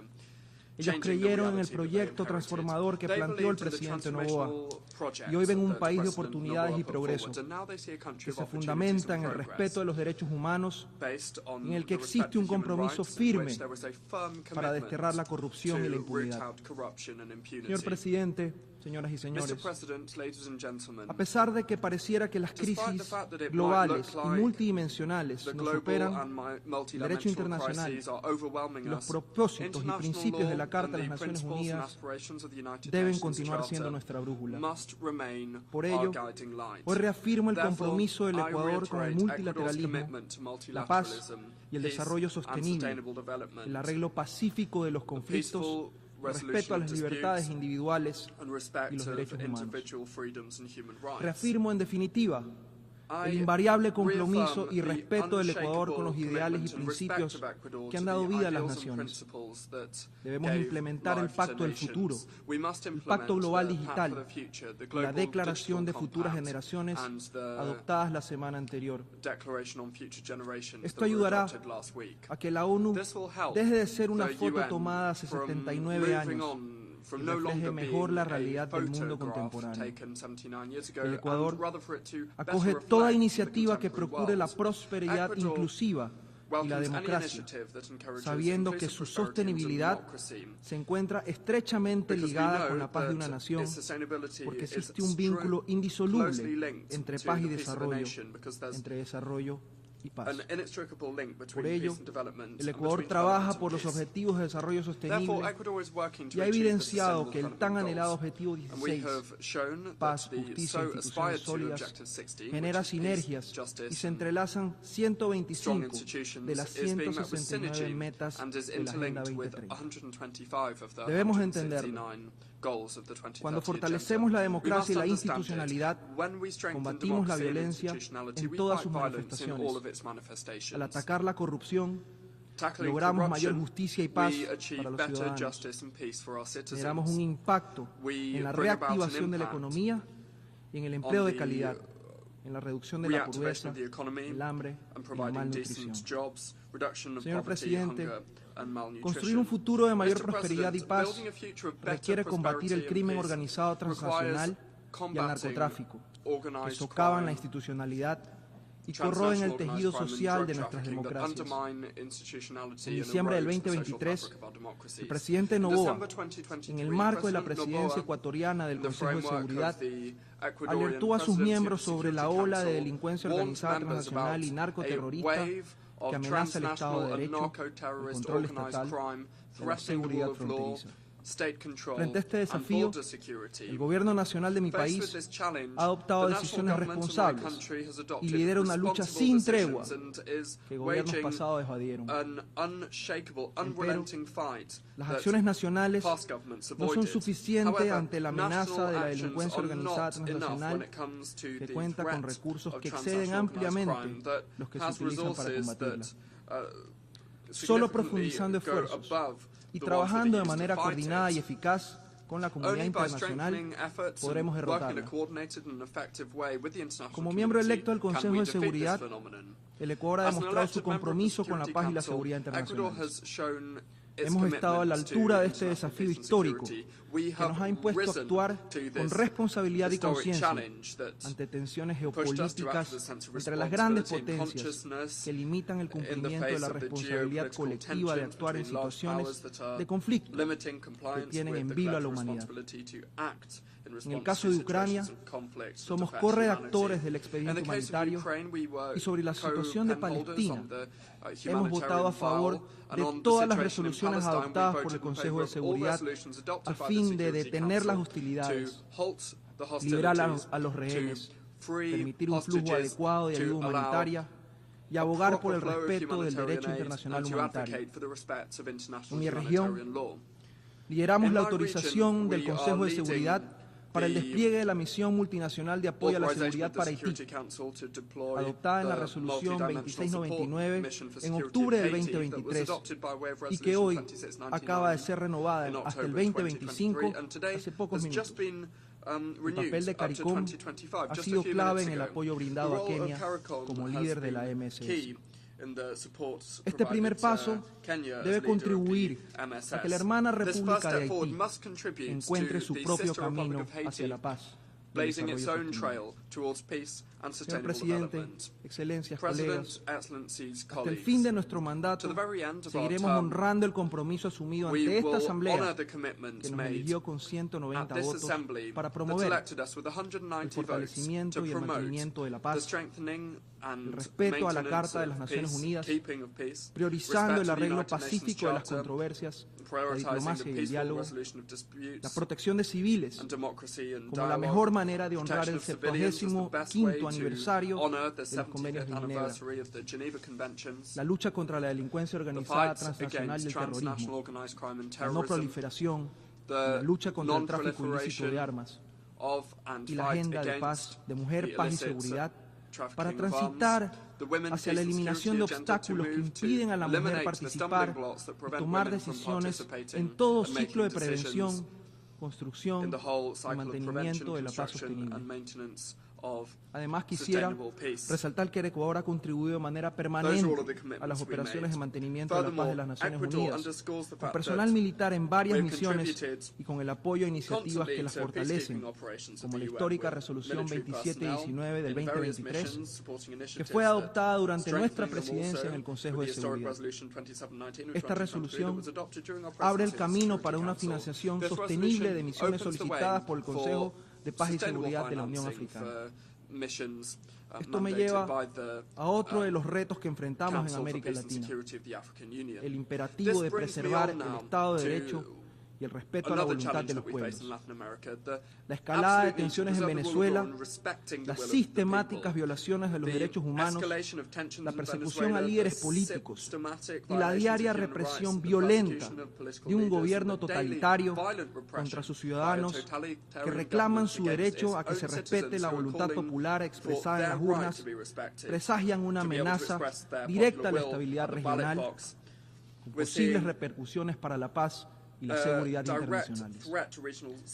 La crítica situación humanitaria, económica, política y de derechos humanos y de seguridad en Venezuela ha provocado la salida de 7.7 millones de venezolanos en busca de mejores oportunidades. Muchos de ellos han sido recibidos con los brazos abiertos en varias naciones de América Latina, incluido el Ecuador, que acoge al mayor número per cápita de venezolanos en la región. Frente al deterioro continuo, la gravedad y complejidad de esta crisis, el Ecuador ha tomado un liderazgo en favor del pueblo de Venezuela y no cejará en su insistencia ante los foros internacionales para que se produzca una transición pacífica y democrática a cargo de todos los venezolanos. La comunidad internacional debe dar una respuesta clara y oportuna en este camino. Señor Presidente, la migración es uno de los retos más complejos y urgentes que aqueja al mundo. Detrás de la migración irregular operan redes de trata de personas y de tráfico ilícito de migrantes que ponen en riesgo la integridad y la vida de millones de personas, en la que menores no acompañados y mujeres son los más vulnerables.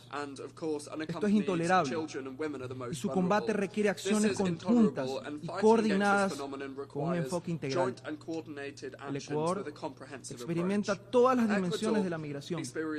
Somos país de origen, de destino, de tránsito, de retorno e incluso de refugio. Por ello, abogamos por una migración segura, ordenada y regular en todos los ámbitos de la movilidad humana, lo que requiere el respaldo decidido de la comunidad internacional, que debe tener claro que esto se logra sin criminalizarla. La comunidad internacional también debe encarar unida los devastadores efectos del cambio climático. El Ecuador sufre hoy la peor sequía de las últimas décadas. Esto evidencia la importancia de cuidar nuestros ecosistemas e invertir en infraestructura para enfrentarla. Como país megadiverso, con ecosistemas únicos y frágiles, como la Amazonía, los Andes y las Islas Galápagos, estamos comprometidos con la conservación de la biodiversidad. Estamos actualizando la Estrategia Nacional de Biodiversidad y hemos puesto en marcha una política de transición ecológica que preserve nuestro patrimonio natural. Estos esfuerzos requieren de una mayor corresponsabilidad de la comunidad internacional, particularmente en materia de financiación, transferencia de tecnología, construcción de capacidades e investigación científica, que en la actualidad no son suficientes ni adecuadas. El Acuerdo de París y el principio de responsabilidades comunes, pero diferenciadas, no puede ser menoscabado. Deben ser fortalecidos. El Ecuador también respalda las iniciativas en materia de protección, conservación y uso sostenible del océano, como debe ser la pronta entrada en vigor del Acuerdo sobre la Convención y uso sostenible de la biodiversidad marina más allá de la jurisdicción nacional, y la celebración de la tercera Conferencia de las Naciones Unidas sobre los océanos en 2025. Nuestro compromiso se ve reflejado, además, en los esfuerzos que imprime la presidencia ecuatoriana del comité encargado para elaborar un instrumento jurídicamente vinculante para eliminar la contaminación por plásticos. Esperamos que este objetivo se concrete pronto y que Galápagos, patrimonio natural de la humanidad, sea la sede de la firma de este instrumento.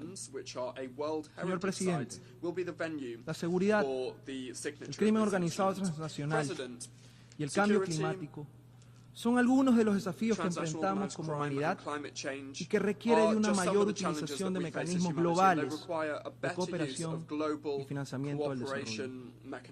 El Ecuador está convencido de la necesidad de una verdadera transformación de la gobernanza global y sus instituciones para dotarlas de legitimidad y evitar así su condena a la esterilidad e irrelevancia. Esto incluye a las instituciones de Bretton Woods y a esta misma organización.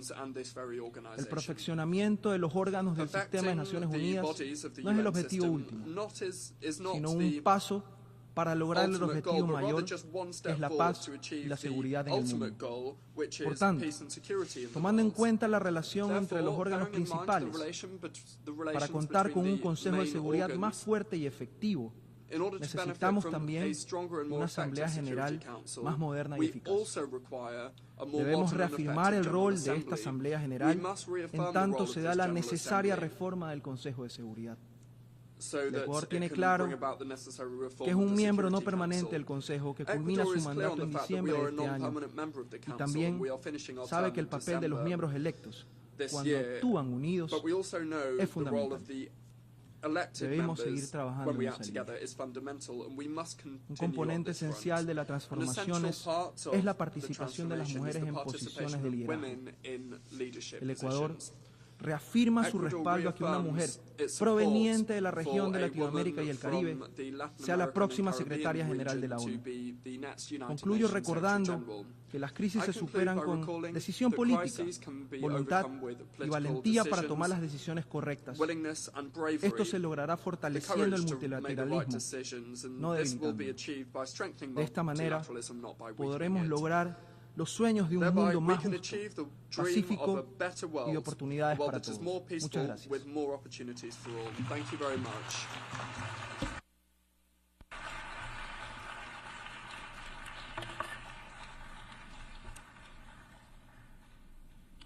I thank the Chair of the Delegation of Ecuador.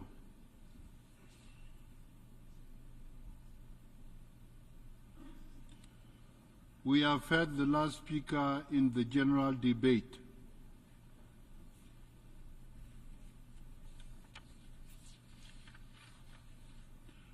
Excellences, Mesdames et Messieurs, Excellencies, alors que nous concluons le débat général, j'exprime ma profonde gratitude à tous les États membres pour leur participation active au débat.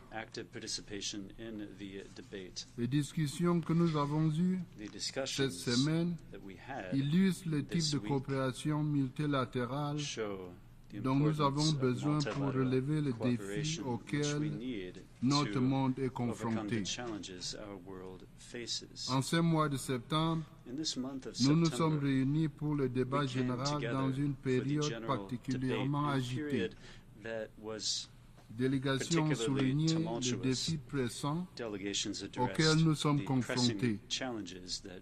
L'accélération de l'histoire, l'accélération de la crise climatique, la lenteur dans la réalisation des objectifs de développement durable, l'extrême pauvreté qui ne faiblit pas, une architecture financière internationale inefficace, des inégalités persistantes entre les hommes et les femmes, un chômage de jeunes sidérant, ainsi que les effets néfastes de la transformation technologique et numérique. Quels sont les principaux défis qui ont émergé au cours de nos débats? Nous devons poursuivre sur la lancée du sommet de l'avenir qui vient de s'achever. Ce sommet a été marqué par l'adoption du pacte pour l'avenir et de ses annexes qui visent à revitaliser notre système multilatéral et la coopération internationale. Le pacte pour l'avenir, le pacte numérique mondial et la déclaration sur les générations futures apparaissent comme une promesse solide afin de propulser nos efforts vers la réalisation de l'agenda 2030 pour le développement durable. Notre pacte pour l'avenir s'attaque essentiellement à secteur de défis qui entravent la coopération internationale depuis de nombreuses années. Certains de ces défis trouveront probablement des solutions grâce à l'application effective du pacte et de ses annexes. J'exhorte les États membres et toutes les parties prenantes à agir dans le sens d'une mise en œuvre effective du pacte pour l'avenir et de ses annexes. Mon bureau prévoit de mener un programme intensif de sensibilisation dans ce sens tout au long de la 79e session de l'Assemblée générale. Nous restons ouverts à tout conseil et à tout soutien pour faciliter nos actions. Excellencies, ladies and gentlemen, while we are meeting in New York, violent conflicts are raging in Gaza, Lebanon, Sudan, and Ukraine.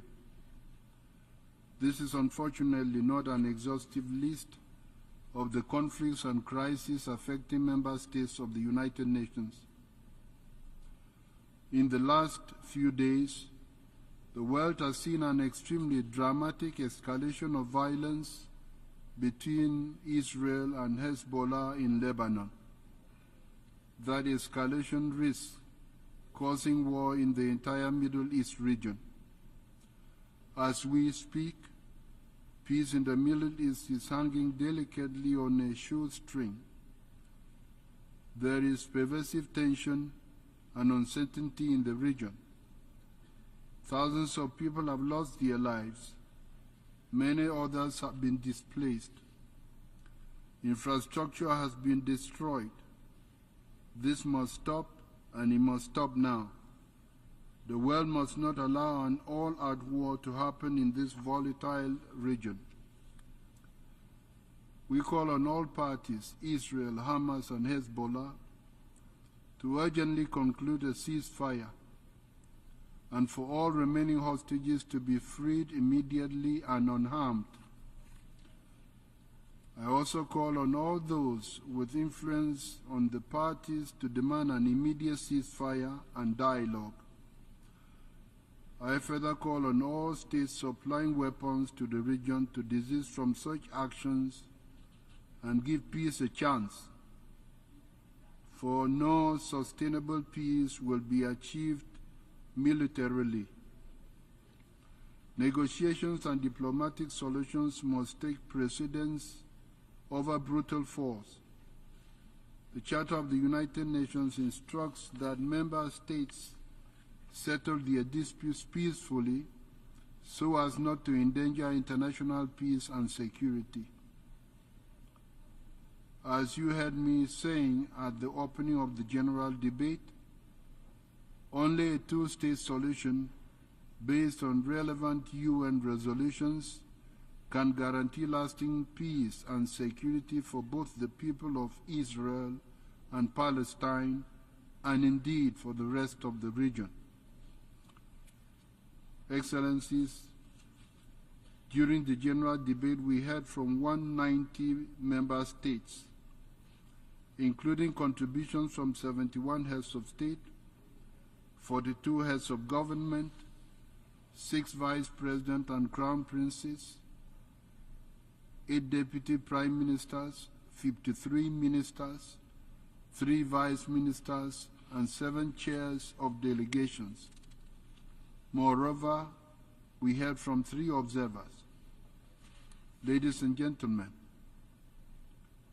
during the general debate this September, it was disappointing and frankly unacceptable that only about 10% of the speakers were women.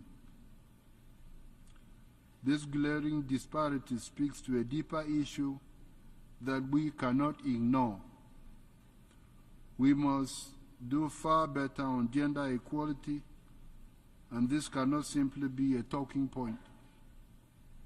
It must remain a priority on our agenda, demanding action, not just acknowledgement as we move forward. Excellencies, ladies and gentlemen, in my opening remarks of the general debate, I emphasized that only by working together, despite our differences, can we confront and overcome the complex and discouraging challenges before us.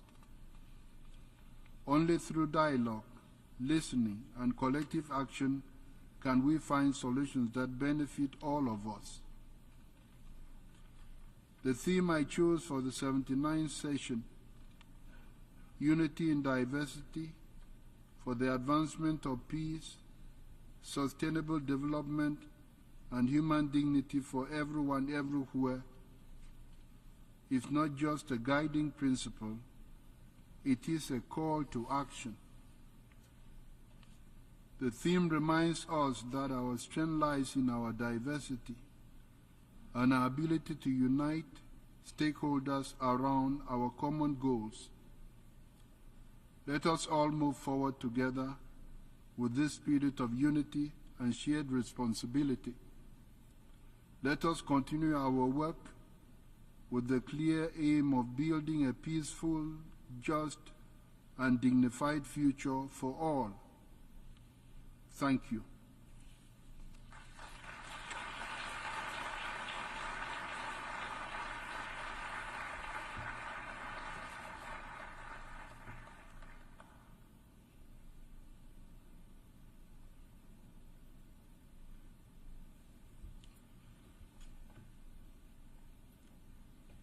The exercise of the right of reply has been requested.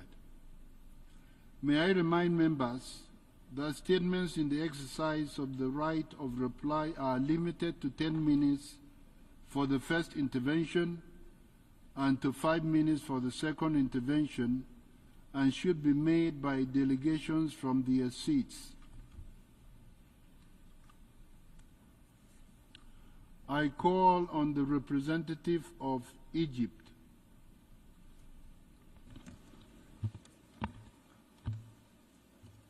Mr. President, Egypt categorically rejects the reply delivered by Ethiopia representative to Egypt's statement during the general debate. If Ethiopia were to reflect on its own conduct and behavior in the region, Ethiopia would recognize that it's the party that is the principal source of threats to peace, security, and stability in the region. It was Ethiopia that concluded a memorandum of understanding that infringed on the sovereignty and territorial integrity of a sisterly neighboring African state, Somalia.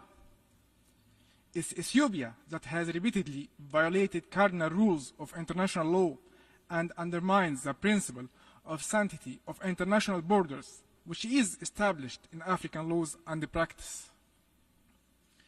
It's also Ethiopia that's under the illusion that it was established control over the Nile River, and it will deprive the two downstream riparian states, Egypt and Sudan, of their established historical rights to the Nile waters.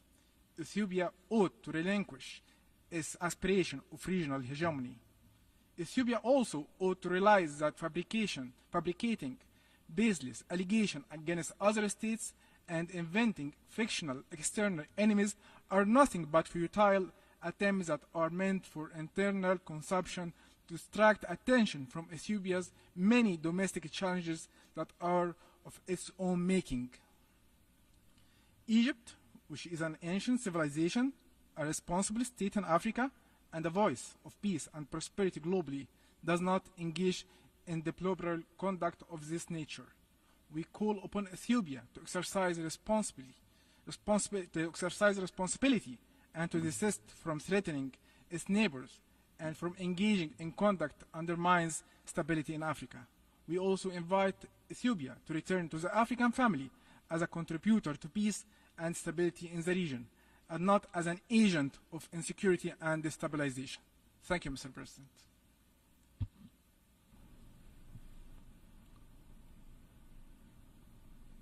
I call on the representative of the Islamic Republic of Iran.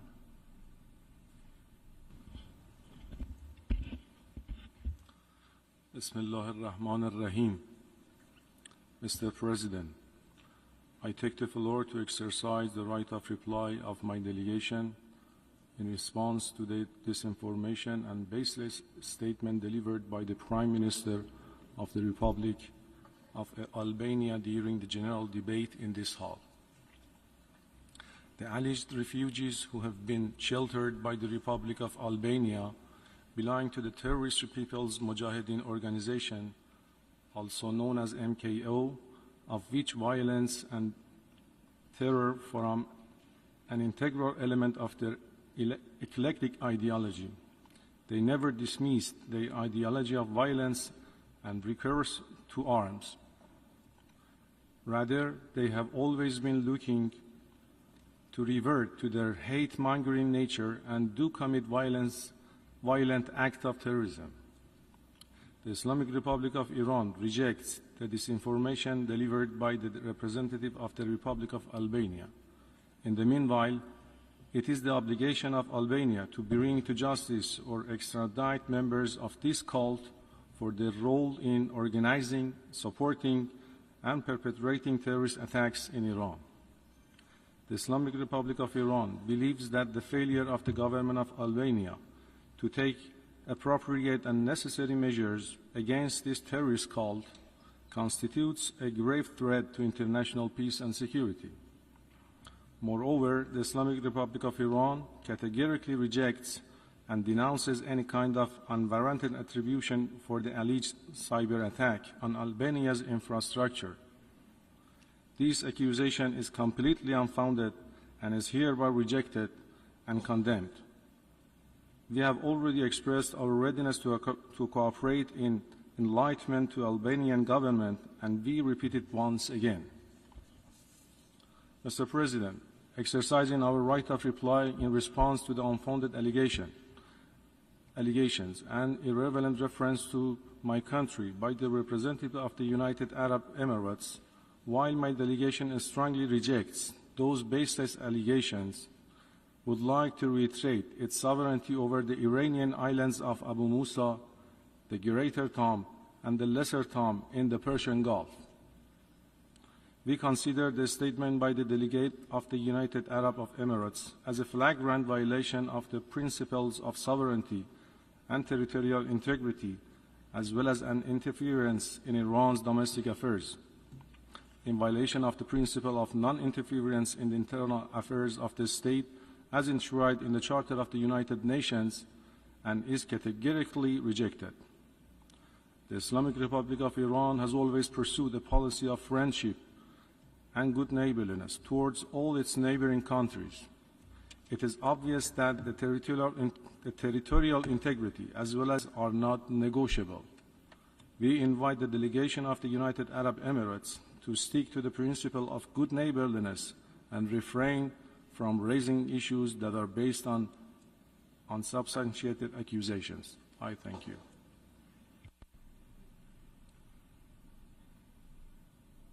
I call on the representative of the Republic of Korea. Thank you, Mr. President.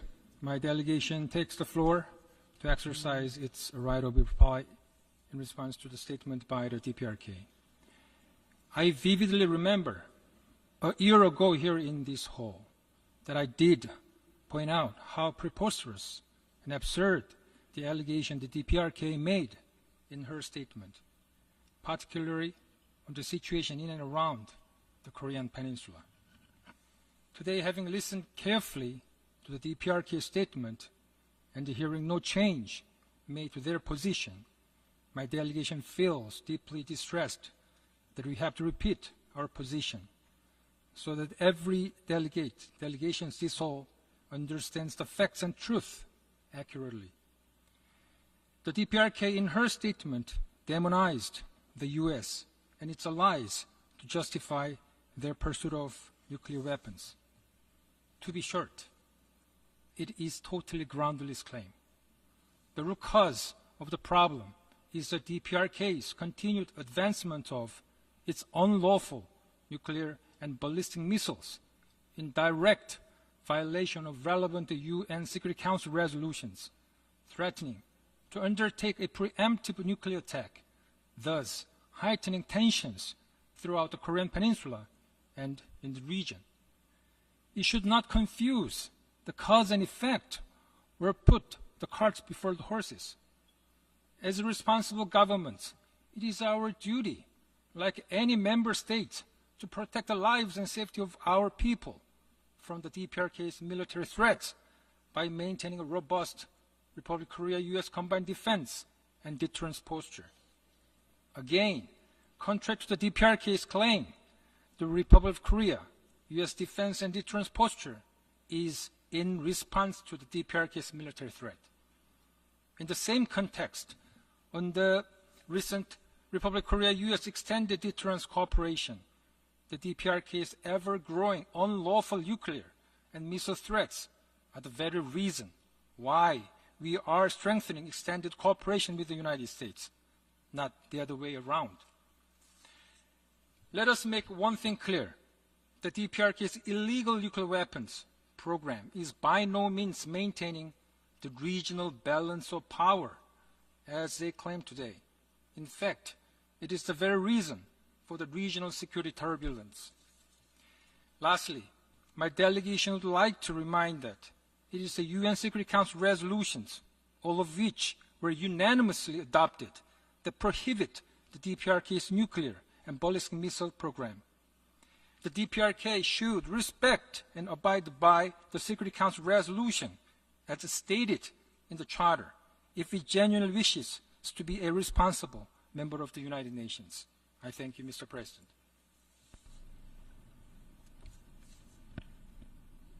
I call on the representative of Morocco.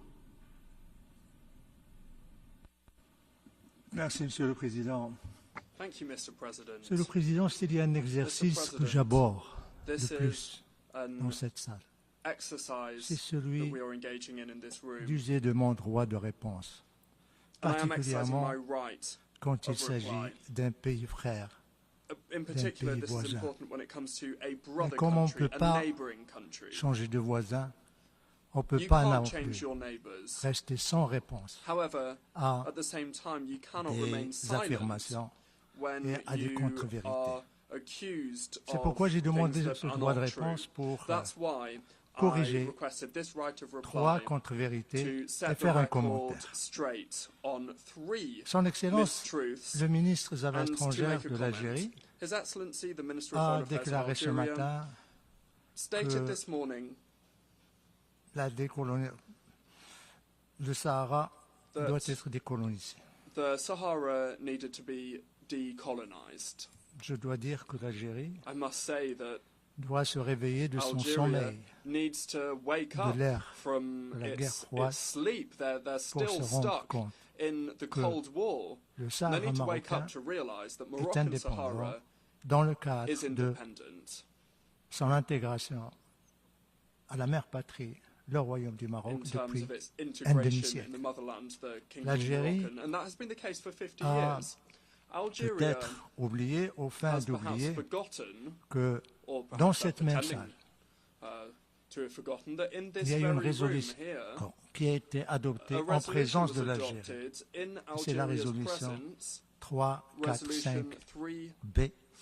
Il y a également presque un demi-siècle qui prend acte de la fin de la colonisation espagnole et du retour du Sahara à la mère patrie. C'est l'accord de Madrid.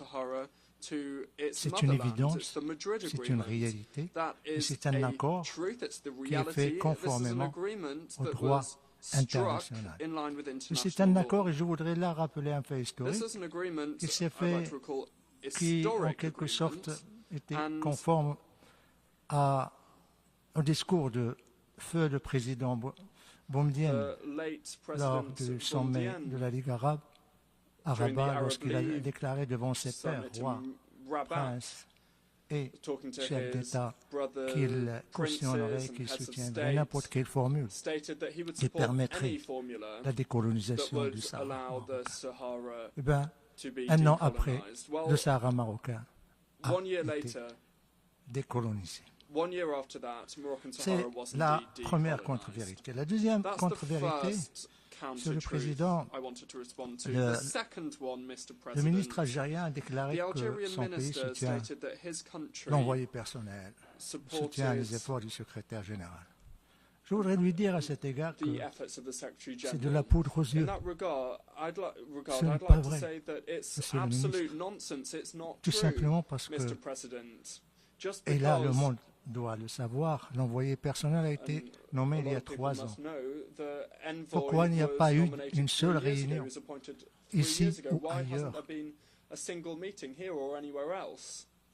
Tout simplement parce que l'Algérie refuse de reprendre sa place autour de la table de négociation. L'Algérie s'oppose à la relance du processus politique. Bien plus, l'Algérie rejette les résolutions qui parlent du processus politique. Et Monsieur le ministre vient ici ce matin nous dire qu'il soutient le processus politique. C'est une grande bizarrerie que l'Algérie dit vouloir soutenir les efforts de l'envoyé personnel et ceux du secrétaire général, mais en même temps, il pose les conditions. Moi, je ne viens pas, voilà qui va venir, qui doit participer, qui ne doit pas participer. Et c'est bizarre que l'Algérie, qui prétend soutenir le processus politique, s'oppose à ce que son nom soit cité rejette les résolutions pour la simple raison que son nom est cité dans toutes les résolutions du Conseil de sécurité en tant que partie prenante principale dans ce différend régional qui doit reprendre sa place autour de la table des tables rondes. Nous espérons que lorsque M. le ministre des Affaires étrangères de l'Algérie rencontrera l'envoyé personnel cet après-midi, qu'il puisse lui dire enfin, ou bien lui annoncer une bonne nouvelle, que l'Algérie reprend sa place autour de la table ronde conformément aux résolutions du Conseil de sécurité et conformément à la déclaration faite par ce même ministre ce matin du haut de cette tribune. Troisième contre-vérité, Monsieur le Président, Monsieur le ministre accuse le Maroc de falsifier des réalités immuables. Il y a un adage qui dit « Il n'y a pas pire qu'un aveugle qui ne veut pas voir ». Quelle réalité le Maroc change ou falsifie? Nous ne falsifions rien, nous faisons tout en plein jour. Et nous le faisons avec la communauté internationale. Nous le faisons ici, dans cette salle. Nous le faisons avec les pays amis. Et je voudrais dire à la délégation algérienne et à son Excellence le ministre des Affaires étrangères qu'il y a d'autres vérités que l'Algérie refuse de reconnaître.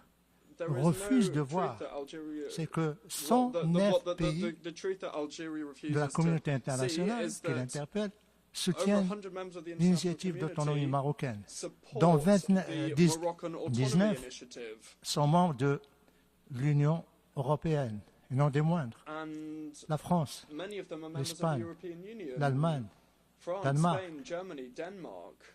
Slovénie, Finlande, rien que ces derniers mois, bien plus, cette salle a résonné des voix des chefs d'État et de gouvernement qui ont exprimé leur soutien non seulement à l'initiative d'autonomie marocaine, mais à la souveraineté du Maroc sur son Sahara immuable.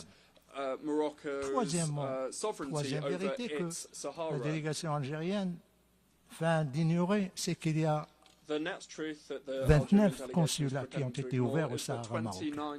Le 30e est en cours, sera bientôt ouvert. Et il y en aura d'autres.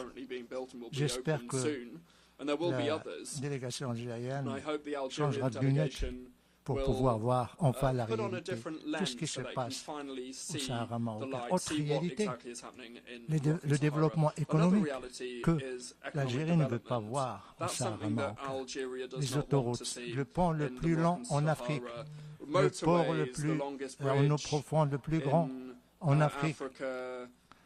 4000 tracts traversent le Sahara chaque jour, et particulièrement au passage de Guelgaret. Les universités, les hôpitaux universitaires, les écoles d'excellence, les investissements étrangers, le solaire. Voilà les réalités que l'Algérie ne veut pas voir et nous espérons qu'il finira par se rendre à l'évidence qu'on ne peut pas cacher le soleil, particulièrement celui du Sahara. La dernière chose que je voudrais dire, Monsieur le Président, c'est une observation, une remarque. Monsieur le ministre des Affaires étrangères a parlé de menaces qui pèsent sur la région sahélo-saharienne.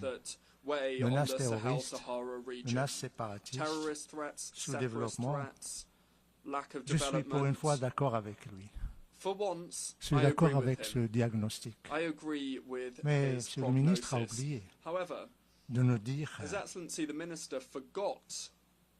le remède. Plutôt de nous dire pourquoi, les causes. Les causes, c'est l'Algérie. C'est la mère de tous les problèmes du Sahel et du Sahara. Parce que tout simplement, quand on se pose la question, où vont se réfugier les terroristes? Où vont se réfugier les extrémistes? Où vont se réfugier les séparatistes? Eh bien, c'est le territoire algérien. C'est vrai, Monsieur le ministre. Il y a une menace terroriste dans la région sahélo-saharienne. Il y a une menace séparatiste. Il y a une menace extrémiste. Mais c'est à cause de votre pays. Les frontières de l'Algérie sont polluées de terroristes, séparatistes et d'extrémistes. Autre chose, Monsieur le ministre, ne nous a pas parlé de remèdes. N'a pas parlé des causes que je viens d'expliquer, n'a pas parlé des remèdes. Le remède, c'est simple.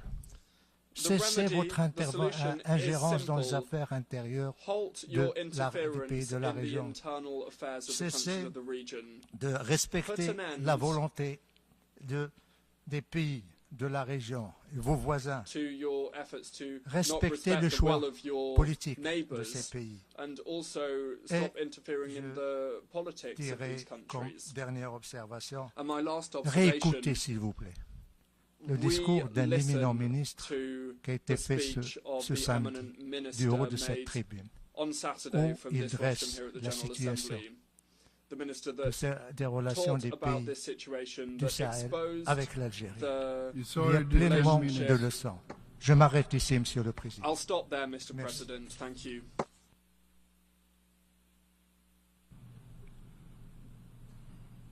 I call on the representative of the United Arab Emirates.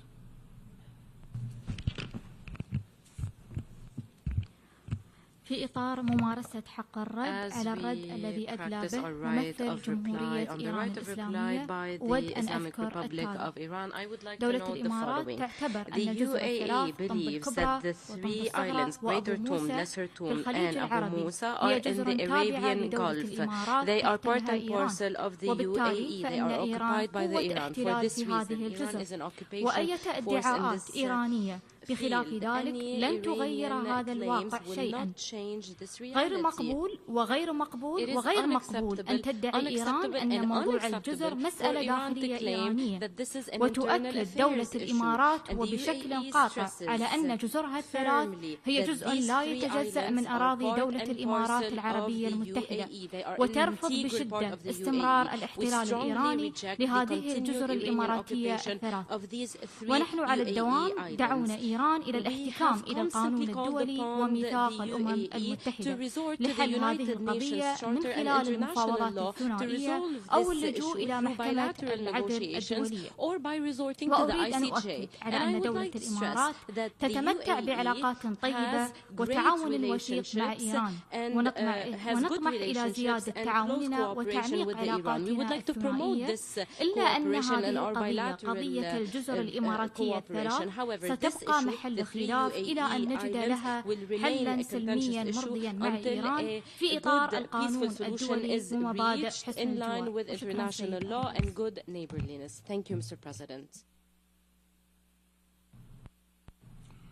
I call on the representative of the Democratic People's Republic of Korea. Thank you, Mr. President, for giving me the floor. My delegation is taking the floor to exercise the right of reply in response to the provocative statement leveled against my country during the general debate and the right of reply.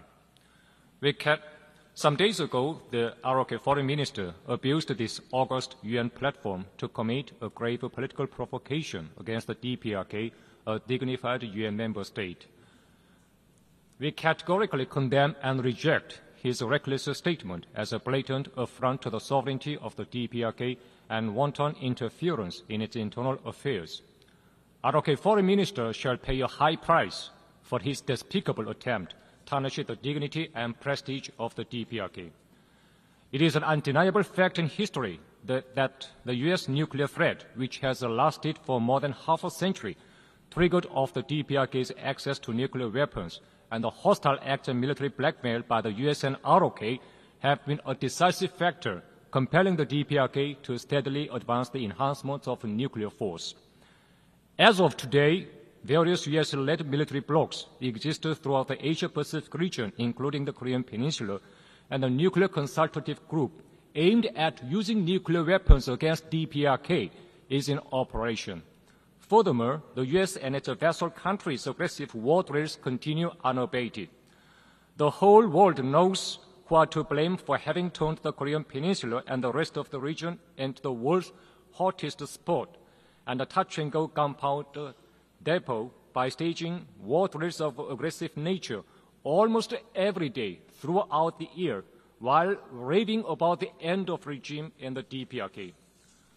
ROK is frantically engaged in waging military drills and strengthening military alliance of aggressive nature with the U.S., thereby bringing closer a grave security crisis to the Korean Peninsula and the Northeast Asian region.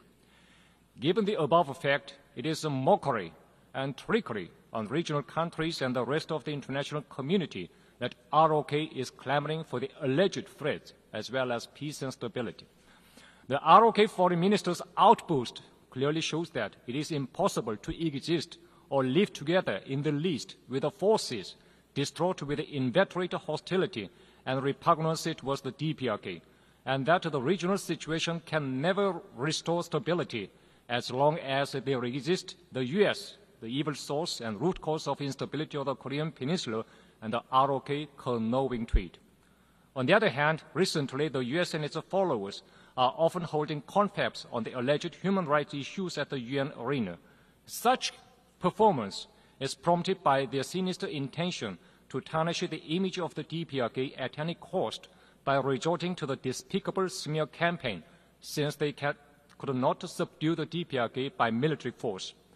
Moreover, ROK has no elementary qualification to talk about a human rights issue, and it is a cesspool of human rights abuses caused by its pro-US sycophancy, fascist dictatorship, and anti-people misgovernment.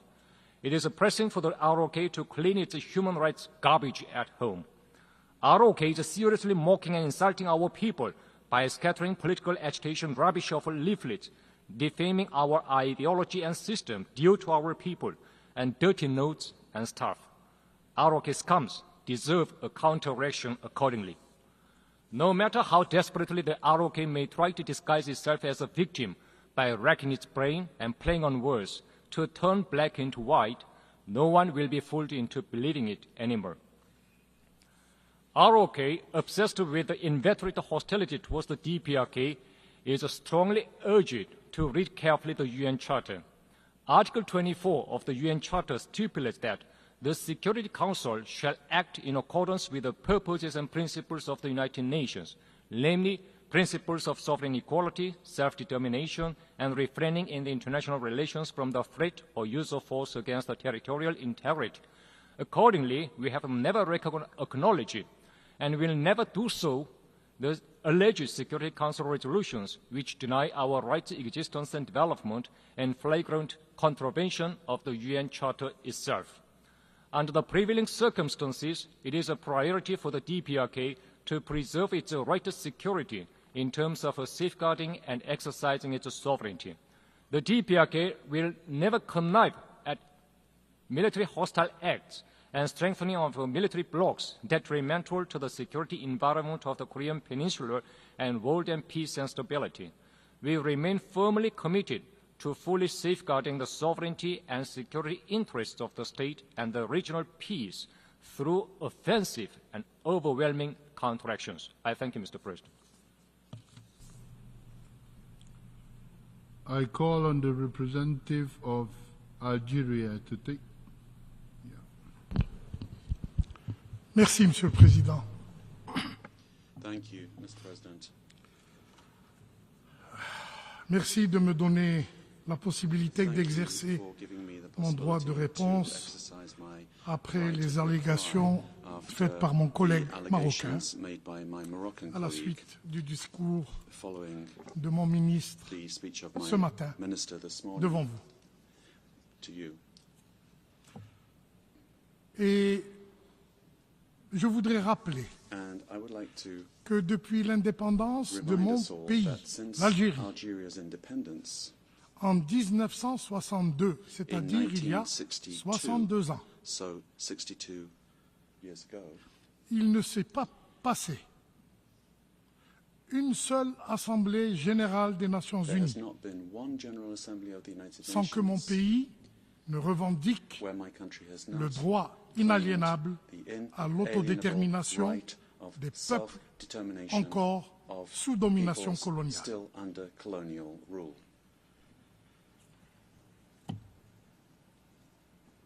Et je me pose la question. Beaucoup d'États ou de délégations ont évoqué la question du Sahara occidental du haut de cette tribune. Pourquoi le distingué délégué du Maroc souhaite-t-il singulariser la déclaration de mon ministre du haut de cette tribune? Pourquoi souhaite-t-il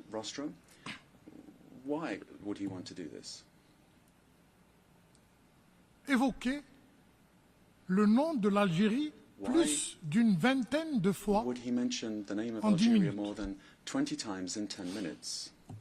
Je me pose la question.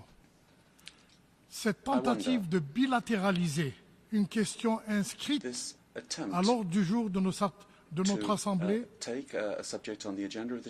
ne passera pas. Et je voudrais ici faire ressortir 3 points.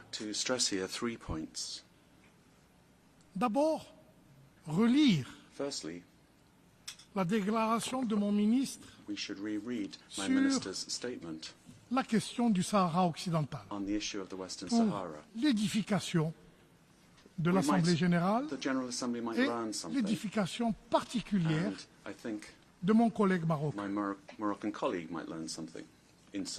Je cite, « Mon pays aspire à mettre fin à la colonisation de manière définitive, en tournant la dernière page de ce chapitre, tel qu'illustré malheureusement au Sahara occidental. »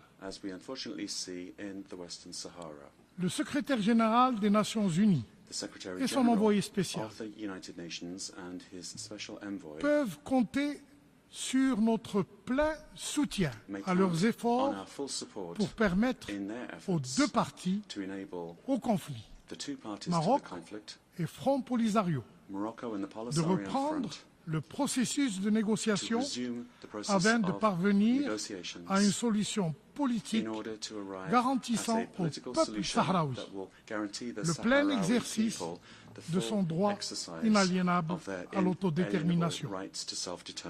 À ceux qui veulent imposer le fait accompli colonial en gagnant du temps, en falsifiant les faits indiscutables et en intensifiant les manœuvres désespérées pour détourner l'attention de ce qui est clair et établi.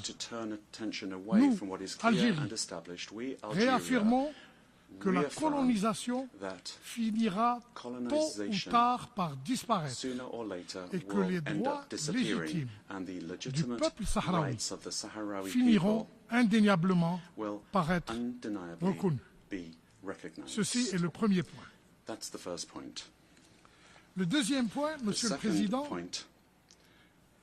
c'est que les Nations Unies, à travers l'Assemblée générale, à travers le Conseil de sécurité, ont bien entamé cet ouvrage de décolonisation en créant la MINURSO, la mission des Nations Unies pour le référendum au Sahara occidental. Mais cette œuvre est actuellement bloqué par la puissance occupante, qui est le Maroc, et qui utilise toutes sortes de manœuvres pour reporter cette consultation, y compris par le projet fumeux d'autonomie proposé. Et ce projet, s'il était si intéressant, pourquoi ne le propose-t-on pas à la consultation des Sahraouis? Avez-vous peur de l'effet de l'appel de la liberté pour le peuple sahraoui? L'Algérie, pour sa part, et tous ceux qui soutiennent le droit à l'autodétermination du peuple du Sahara occidental appellent à la consultation du peuple sahraoui. Troisièmement,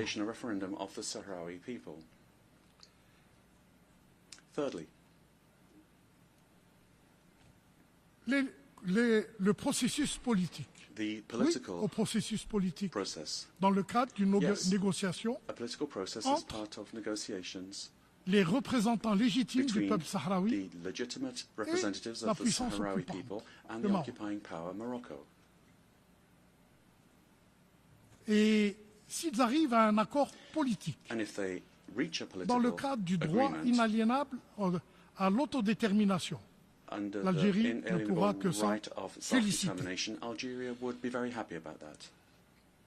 Monsieur le Président, je ne voudrais pas prolonger cette session, mais je voudrais rappeler que le droit du peuple du Sahara occidental à l'autodétermination est solidement ancré dans le droit international et dans les résolutions des Nations Unies et du Conseil de sécurité. Et mon pays, l'Algérie, forte de son héritage historique et de ses valeurs et principes fondamentaux, se tiendra inébranlablement aux côtés des peuples opprimés, des peuples sous occupation coloniale, à l'instar du peuple du Sahara occidental.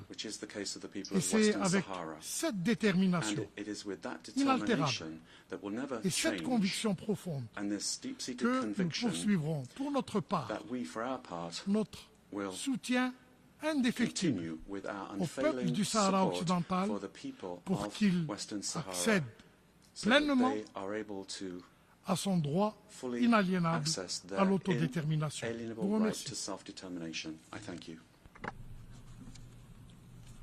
I now call on the representative of Morocco for a second intervention. Merci beaucoup, Monsieur le Président. Thank you very much, President. Je suis très reconnaissant à I'm mon very frère, grateful, my l'ambassadeur brother, d'Algérie, Ambassador of Algeria, d'avoir relu for having reread le parti de the l'intervention de son part of ministre his concernant minister's le Sahara intervention marocain. on Moroccan Sahara. Ainsi, ceux qui ne l'avaient That pas now, entendu it means that ou those qui that étaient didn't hear absents it or who weren't de la here salle from the, comprendront will le understand pourquoi why du droit de réponse de mon pays. my country wished Parce que to exercise its right of reply. l'ambassadeur Because the algérien, qu'est-ce qu'il a Algerian fait? ambassador, what did he do? Well, Il a tout simplement confirmé all he did avec was encore confirm plus d'agressivité with more aggression et avec un plus de virulence et and plus with de more détails. Et virulence, tant mieux, more detail comme ça la what was communauté said. And internationale more the better, comprendra really, because now the pourquoi international le community Maroc can a cité understand 20 why, fois l'Algérie. Morocco referred to Pourquoi Algeria 20 20 times. fois l'Algérie? Why 20 Parce que times? tout simplement, Well, quite chaque simply, jour because que Dieu fait, every day that vous entraînez les séparatistes passes, you du drag in Polisario. the Chaque separatarians, jour you train the que Dieu a separatarians of the fait depuis Polisario un Front. demi-siècle, Every vous hébergez God-given day des for half a terroristes, century, you've been hosting terrorists. des milices.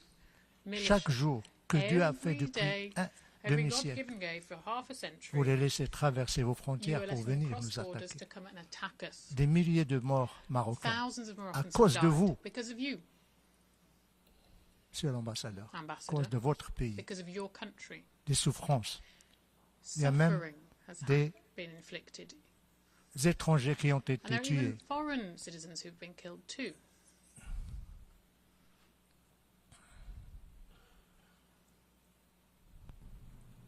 Je crois que moi je le laisse je respecte la liberté d'expression. Et si vous voulez bien me laisser terminer, je terminerai. Maintenant, vous comprenez pourquoi le Maroc cite 20 fois l'Algérie.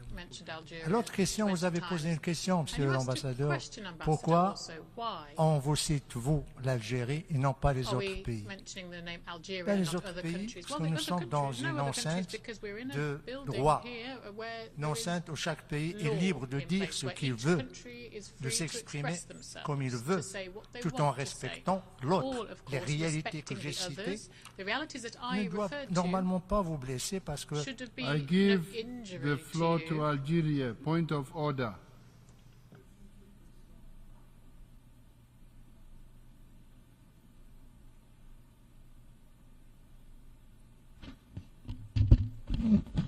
Merci, Monsieur le Président. Thank you, Mr. President.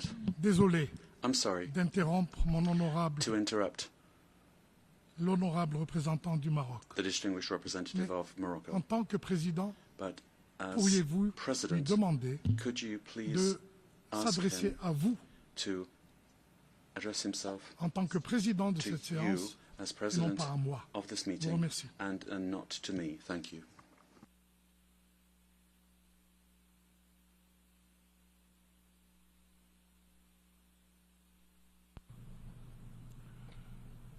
Morocco, the representative of Morocco, continue your second intervention, and I may ask that you address yourself to the President, who I am.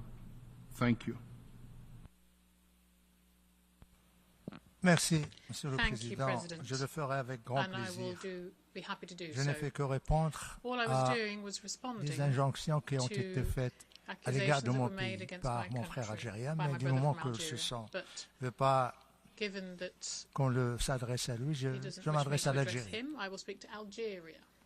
L'Algérie, pourquoi le Maroc s'adresse à l'Algérie, non pas aux autres délégations qui interviennent ici, qui abordent la question de l'autodétermination? Tout simplement, Monsieur le Président, parce que nous croyons au principe de la liberté d'expression. Nous sommes ici dans une enceinte de droit international. Chacun est libre de dire ce qu'il veut. Voilà. Mais pourquoi nous adressons à l'Algérie? Parce que c'est l'Algérie la mère de tous nos problèmes. Parce que c'est l'Algérie qui a créé le Polisario. Parce que c'est l'Algérie qui finance le Polisario. Parce que c'est l'Algérie qui paye le Polisario. Parce que c'est avec des passeports algériens que les séparatistes du Polisario voyagent à travers le monde. C'est pratiquement, c'est en Algérie qu'il y a les camps. C'est les Algériens avec le Polisario qui détournent l'assistance humanitaire. C'est pour ça qu'on s'adresse à l'Algérie. Les autres pays ne financent pas. Les autres pays ne donnent pas de passeport.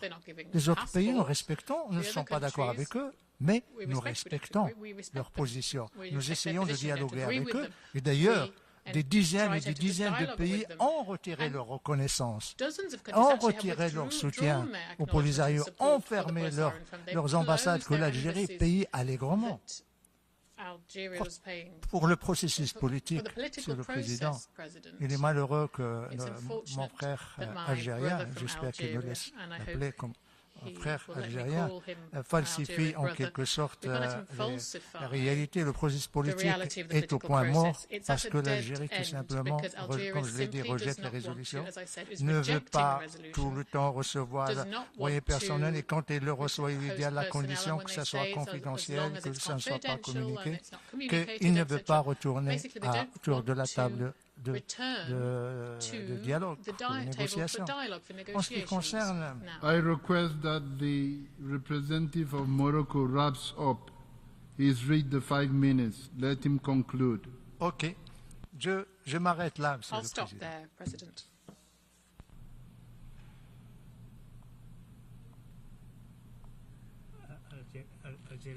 Algeria second intervention.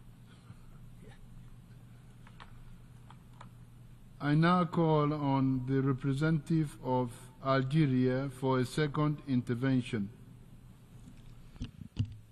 Merci, Monsieur le Président. Thank you, Mr. President. Je serai bref. I'll be brief. J'ai 2 questions à poser. I've got 2 questions to put. à mon frère, to my brother, l'ambassadeur du Maroc. the ambassador of Morocco.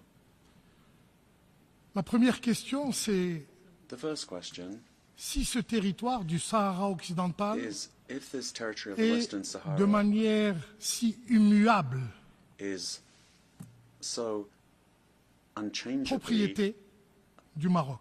property of Morocco, Pourquoi la Cour internationale de justice why did the International Court of Justice ne le reconnaît pas? not recognize it? Et pourquoi le Maroc And why a accepté de le dépecer, de le partager Morocco accepted to avec la République share voisine it with de the Mauritanie? neighboring republic of Je pose la Mauritania? question. Pourquoi I ask myself that question. Why partage-t-on would ce you qui est à soi? share what is your Ça, c'est own? la première question. That's the first question.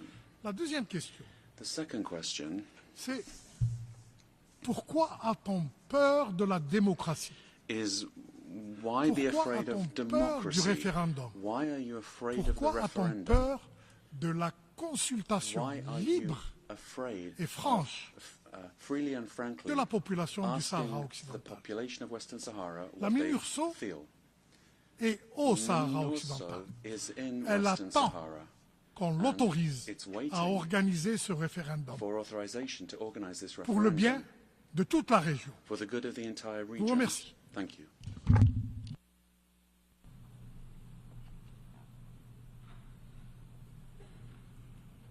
May I take it that it is the wish of the Assembly to conclude its consideration of Ethiopia, second intervention. Ethiopia, second intervention. I now call on the representative of Ethiopia for a second intervention. I thank the President. Mr. President, I am exercising the right of reply on what the representative of Egypt has said just before. Egypt is dumping arms in the region, in the Horn of Africa, that could potentially fall in the hands of the terrorist groups, Al-Shabaab. Still, Egypt is trying to stick to colonial policy of monopolizing the waters of the Nile River. Ethiopia is known for respecting international principles, particularly equitable and reasonable use of its own natural resource. I thank you, Mr. President. I now call on the representative of Ethiopia for a second intervention. I'm sorry, of Egypt. I now call on the representative of Egypt for a second intervention. I'm sorry. سيادة الرئيس، Mr. President, مجددا مداخلة أثيوبيا تثبت ما قلناه سابقا عن نهجها. هل التعامل مع الحكومة الصومالية أصبح دعما للحركات الإرهابية؟ نعلم جيدا من يقوم بتصدير الأسلحة ومن يدعم الجماعات الإرهابية ومن يعمل على زعزعة الاستقرار في منطقة القرن الأفريقي. أثيوبيا هي من تعمل على ذلك. أننا لم نستمع أبدا من وفد أثيوبيا لأي مثال واضح يدعم ادعاءاته. تنتهج أثيوبيا سياسة إخفاء الحقائق وصرف النظر عن القضايا الحقيقية. القضية الحقيقية هنا سيادة الرئيس هي احترام القانون الدولي المتعلق بالمجاري المائية العابرة للحدود. مصر دائما ما تلتزم باحترام القانون الدولي وتعمل على ذلك. أثيوبيا من خلال سياساتها ترغب في وضع حق النقد دائما على نهر النيل، وهي من حولت نهر النيل إلى قضية خلافية. تؤكد مصر مجددا احتفاظها بحق المقفول لها وفق ميثاق الأمم المتحدة لاتخاذ كافة التدابير اللازمة للدفاع عن مصالحها وبقاء الشعب المصري. شكرا سيادة الرئيس.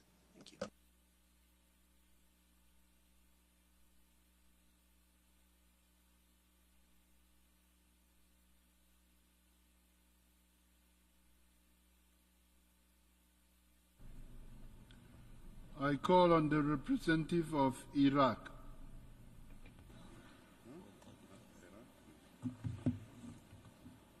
شكرا جزيلا السيد الرئيس على إدارتكم ومهنيتكم العالية في إدارة الجلسات الجوية العامة. كذلك نثمن مواقف الأمين العام للأمم المتحدة والدول الأعضاء التي أعبرت عن استنكارها الشديد للأعمال العدوانية التي ارتكبتها قوات الاحتلال الإسرائيلي واستهدافها للمنشآت المدنية and those states who have rejected the Israeli actions and attacks on civilian infrastructure and violated the sovereignty of member states.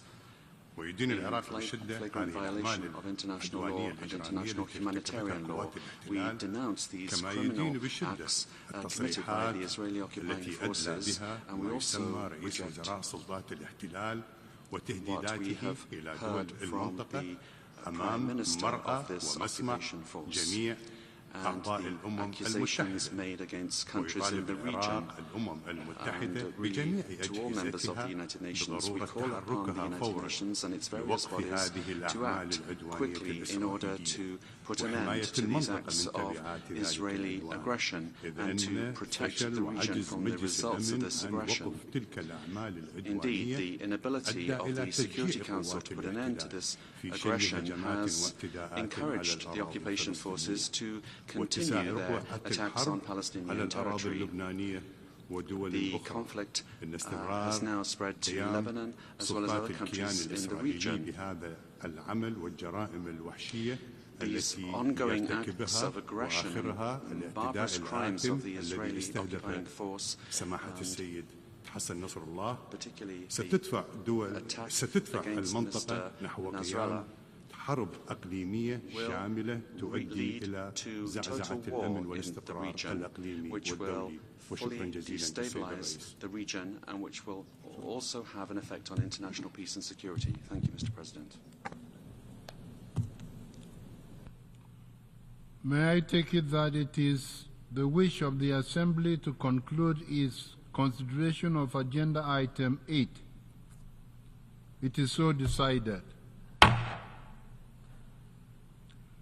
This meeting is adjourned.